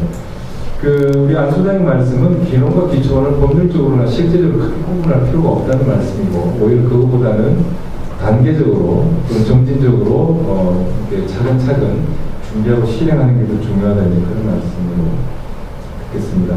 또 혹시 다른 분 질문하실 분, 코멘트 하실 분 계신가요? 네. 또 우리 정영기 선생님 혹시 빠뜨린 얘기 추가 말씀하실까요? 1, 2분 정도 말씀해 주시죠. 예, 제가 생각할 때는 이번에 이제 마이스터 교육을 받으면서 많이 느꼈는데요. 마케팅을 직거래로 한다는 그 부분에 대해서 굉장히 많이 느끼고 또 그거 하려고 준비를 하고 있습니다. 그래서 직거래에 대한 그런 것들을 준비를 하려면 사실은 도예지에서 우리가 생활을 할 때 인간관계가 중요하지 않은가 그런 생각을 많이 했습니다. 그래서 제가 이제 가서 이제 직거래를 하려고 준비를 하고 얘기를 해보고 그러는데 평소에 도예지에 있을 때 그 네트워크를 잘 관리를 해서 실제로 기농이나 기초를 했을 때 아까도 이제 말씀이 나왔지만 월 100만 원의 소득을 만들 수 있는 그런 꾸러미 할 수 있는 그런 부분들을 하려면 사실 도예지 생활을 할 때 인간관계 아파트 같은 경우는 분쟁을 통한 또는 자기 이웃들을 통한 그런 인간관계가 중요하지 않은가 그런 생각을 새삼 하게 됐습니다. 그래서 기능기술을 준비하신 분은 그동안 해왔던 그 일을 더해서 인과관계가 더 돈독히 될 수 있는 그런 관계를 만들었으면 좋겠습니다. 혹시 다른 선생님 추가로 1, 2부지 코멘트 하실 거 있으신가요? 네. 잠깐만 한마디만 해주시다. 일단 기록이 좀 준비하시면서 공부하셔야 된다는 쪽에 간도를 드린다고 하면요. 특히 좀 귀초를 지향하시는 분이라고 하더라도 영업 쪽에 관련한 지식을 좀 익혀두는 게 좋을 것 같다 이런 말씀을 드리는데 좀 내용을 알으셔야 최소한 용어라도 알으셔야 다른 사람들이 얘기하는 걸 알아들을 수 있기 때문에 공부하셔야 되는데 공부하실 방향은 교육도 중요하지만은 농촌진흥청 홈페이지를 한번 찾아보시면은 그쪽 홈페이지에 보면 아마 몇 년간 공부해도 모를 만큼의 많은 양이 있거든요. 그 관심 갖는 분야에 대해서 진흥청 홈페이지 자료를 이용해서 특히 제일 먼저는 귀농기초 종합센터 홈페이지에 가보면은 귀농 자료실이라는 게 있거든요. 그 이 부분에도 지원되는 거 있으니까 우선 그거라도 보시면은 전체적인 용어를 알 수 있는 좋은 방안이 될 것 같습니다. 고맙습니다. 혹시 송 교수님이나 이거 그냥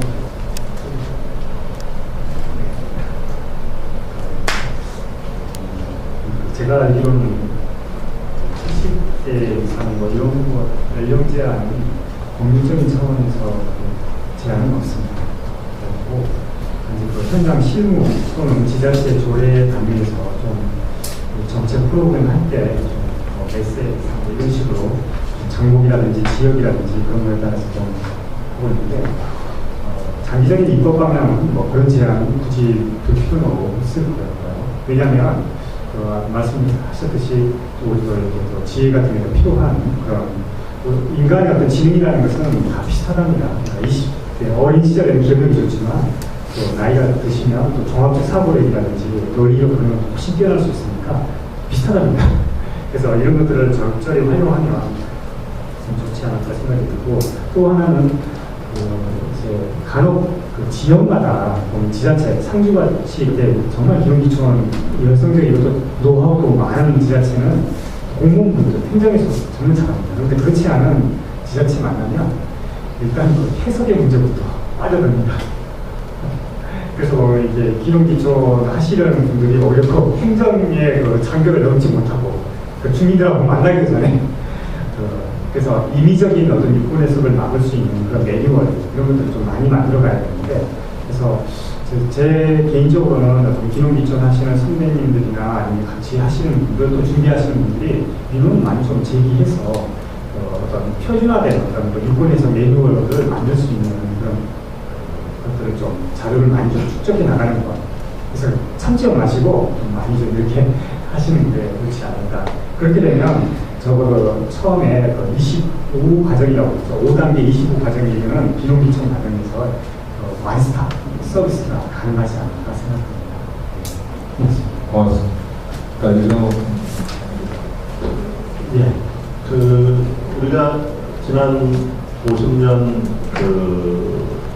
양적 성장 사회를 지향해서 전 세계에서 10위 안에 들어가는 그런 나라로 성장했습니다. 그래서 수출은 뭐 세계 5위권이라고 하고 수입은 뭐 한 10위권 되고 그런 모양인데 이제는 이제 진적 성장 사회로 이행을 하는 데 있어서 지금까지 우리 사회를 이끌어오고 성실히 일해왔던 사람들에 대한 나름대로 존중 내지는 배려가 필요한 그런 시기에 온 것 같고요. 기농기촌도 열심히 일하려고 하는 사람 또 그런 자세가 되는 사람들에게 우리 사회가 좀 더 따뜻한 시각으로 바라보면서 또 그들과 더불어서 새로운 21세기 진짜 성장 사회를 만들어가는 것이 필요할 것 같습니다. 그게 우리 모두가 지향하는 삶의 질이 높은 그런 사회일 것 같습니다. 이상입니다. 고맙습니다. 예, 마무리하도록 하겠습니다. 2시간. 네, 끝내요. 혹시 마지막으로 코멘트 하실 분 계신가요? 드리겠습니다. 마이크 안영구 우리 소장님께 요청 말씀을 드리겠습니다. 저도 내년에 퇴직입니다. 그래서 저기 여러 가지 프로그램들을 합니다만 상주에서 지금 2박 3일짜리라든지 또는 뭐 마이스터 과정이나 이런 교육 과정이 말고 실제로 지자체에서 한 3개월이라도 이렇게 해서 각 그 장목이 있지 않습니까? 교원이 사업도 좋고 또는 각 장목한테 이렇게 하는 반들을 수공이고 시험학습 마을 이런 데 사무장처럼 한 분만 말하고요. 거기에 상주에 전착하실 분들을 많이 좀 모아가지고 10명이든 20명이든 그럼 몇 개월 단위로 상주에서 장목할 수 있는 것들 주고 일을 해주고 노동력 제공하고 그리고 내가 어떤 것을 가지고 장목 선택해서 하겠다 이런 것들 프로그램 좀 만들어주시면은 그쪽에 몇 개월 가서 하다가 내한테 이게 맞겠구나 상주도 이렇구나 이렇게 했을 때 비농비촌에 아주 도움이 되지 않을까 생각이 하고 있습니다. 1분간 답변하실 수 있죠? 아이고 정말 감사합니다. 제가 뭐 지금 부장님께서 저희 시간을 안 줘서 그 정말로 저희들이 박근혜 정부보다 3.0 정도, 3.5 어떤 정도 창조 경제 뭐 정도 하는데 난 뭔지 잘 모르겠어요. 그래서 저희들도 기농 기촌 창조가 있습니다. 그래서 우리 유상호 박사님이 창조에 딴거 사놨습니다. 그리고 그게 기농 기촌 마스터 과정이 아니고 우리가 창업 지원사 농림부에서 어느 지역에 하는 이야기 안 했습니다. 국회의원들 쪽지 예산이 좋아서 시군 사업으로 분장하고 있는데 저희들 기농 기촌 좀 상주에 좀 아시는데 유상호 박사님도 땅을 사놓으시고 그걸 하려고 지금 노래하고 있고 그 다음에 조은희 회장님도 원래 이 자리가 조은희 회장 자리입니다. 그래 이전도 제가 조은희 회장님도 그걸 해가지고 우리가 도에도 지금 요청을 해놨습니다. 그건 정말 맞습니다. 저희들 해가지고 선생님 같이 오셔가지고 기농 기촌 과정에서 내가 무엇을 해보겠다. 크게는 아무 필요 없습니다. 포도도 있고 사과도 있고 배도 있고 오이도 있고 제가 기한 해놓은 게 있습니다. 그런데 참 정부 예산 따기 어렵습니다. 김부승지도 한테 말씀드린 게 아니고 농림부나 기재부에서 이걸 설명하려고 하면은 이런데 좀 오셨을 때 YMCA 부장님한테 말씀드렸는데 좀 중앙부처 좀 이제 정책하시는 분들 해놓고 한번 손에서 좋겠어요. 네. 정말 이래 오셔가지고 그럴 때는 좀 부탁 좀 드리겠습니다. 그러면 아예 다음 포럼에 그 사람들을 패널로 불러다가 한번 그런 기회를 좀 만들고 하겠습니다. 원래 우리끼리 그렇게 하려고 했던 포럼입니다. 선생님께서 하는 그것이 우리 기농 기촌에 못 갖고 있는 모든 분들의 하나의 희망사항입니다. 네.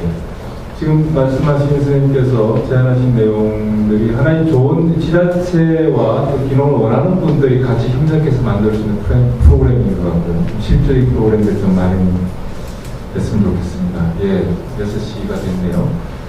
자, 마무리를 하도록 하겠습니다. 기농 기촌이라는 흐름이 바뀌진 않을 것이고요. 계속 앞으로 진행이 될 텐데 한국 인구의 80% 이상을 감당하던 농업 인구가 5%대로 줄었다가 다시 이제 10% 이상 조금 늘어나겠죠. 그 추세는 분명히 이제 그렇게 갈 것이고 거기에 맞춰서 이제 여러 가지 정책이나 입법들이 뒤따라가게 될 겁니다. 우리 이 포럼도 그런데 정책이나 입법이 잘 가도록 재직질하고 또 제안도 하고 하는 그런 역할들을 하도록 하겠습니다. 지금 우리 평균 수명이 이제 80세가 넘었다고 하는데 이거는 이제 영아 사망률까지 포함한 수명이기 때문에 지금 이미 70대를 살고 계신 분들은 앞으로 100세까지 한 20, 30년간 더 살 준비를 하셔야 되는데요. 어쨌든 그런 맥락에서 농촌이라고 하는 것이 단순히 어떤 새로운 지표를 구하는 맥락이 아니라 그 삶의 내용을 새롭게 갖고 가는 데 좋은 그런 대안이 된다고 보고 우리 정책이나 입법 그리고 여러 가지 사회적 관심들이 충분히 작동을 할 수 있도록 우리 포럼이 역할했으면 좋겠습니다. 오늘 긴 시간 토론에 함께해 주신 모든 분들 감사드리고요. 앞으로도 계속 참여해 주시길 부탁드리고 오늘 발제 토론 맡으신 분들에게 특히 감사드립니다. 이것으로 첫 번째 토론 마치겠습니다. 고맙습니다.